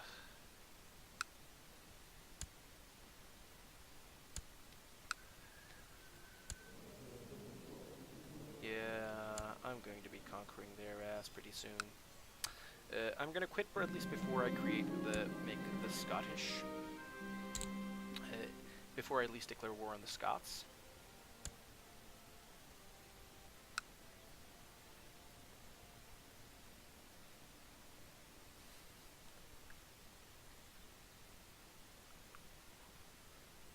Because, it's probably going to take a real long time to finish that war off. And I, kind of just want to save that for that playthrough. And it's also just like a good title to have for that video anyway.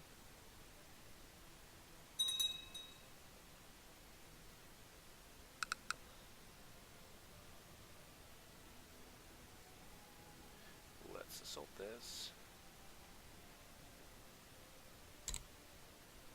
Let's assault this as well.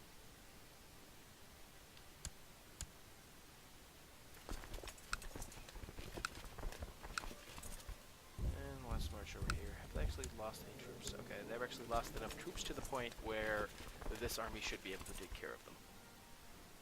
And we're probably just going to get to keep this, because of how big we are, we're probably just going to be able to keep this without any opposition for a really long time.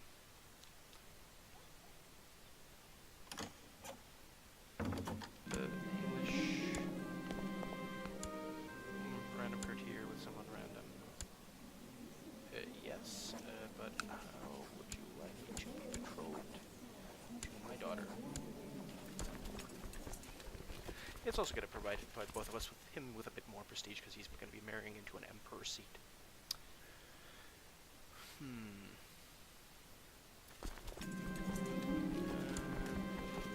No, I'm not going to give your random sons titles when I'm below my domain limit. Just not gonna happen, kid. Just not gonna happen. Teutonic Order? Huh, the Teutonic Order actually has a county there. Interesting.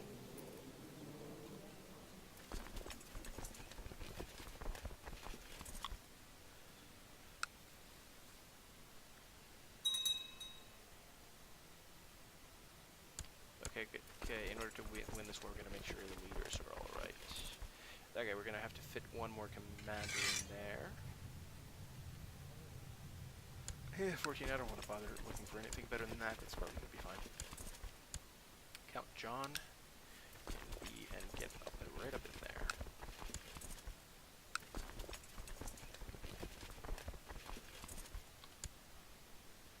16, 17. Let's talk to the bishopric. Temple vassal opinion will not by. Also take the temple vassal opinion if you don't mind. Wow, almost all 4 of my bishops like me more than the Pope. That's great.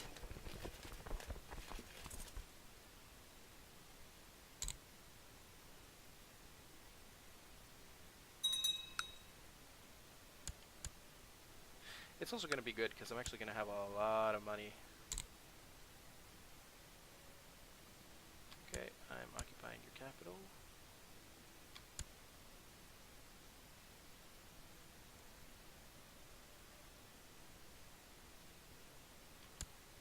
Is he willing to surrender now?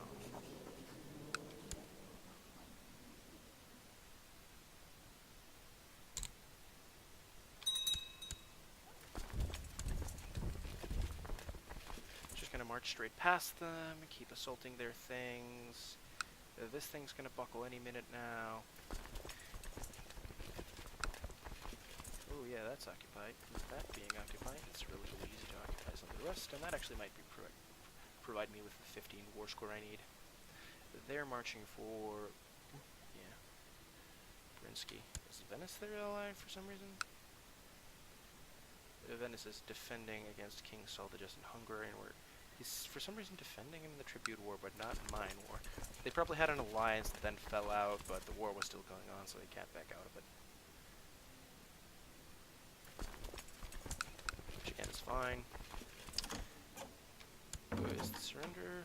We surrender on these terms against the County of Kiev and Berlin prestige, and I accept your surrender. Wait, what? Why does? Okay, yeah, I actually get them. You're all good and solid Catholics, aren't you? Yeah, good and solid Catholics in Kiev. Oh yeah, because now it's actually referred into like the old Scandinavian term. Okay, because we don't actually need to fabricate claims anymore. How much does the Emperor like this now? Only 8. I do think we actually do need to brush up on how much the Russian king likes us, so let's do that. And let's now march all the way home.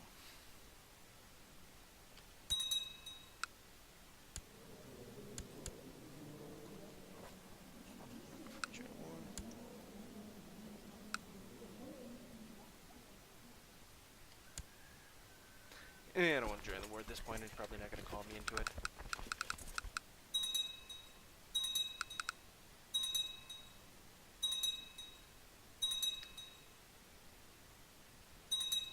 Ooh, I have 532 money. That actually means that I'm going to go here and buy a castle. Östergötland and Finland. Finland's going to have a church, and I might also buy a castle there.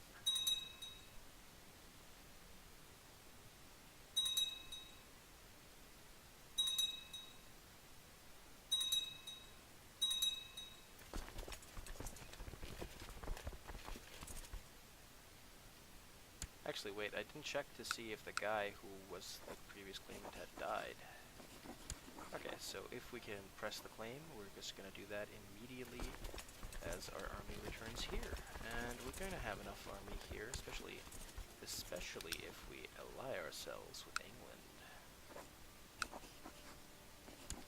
We're going to be allied. Yeah, see, during that revolt, we were good friends, so you should return the favor and attack your other allies. Betrothed to Mary.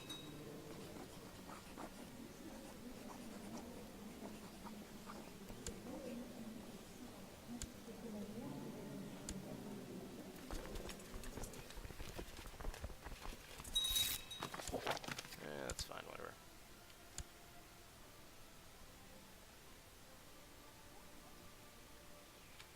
Boots on the ground. Put all the troops down. Do we have any more? No. Oh, that place comes with a hospital. Ooh, how fancy. Can we declare the war?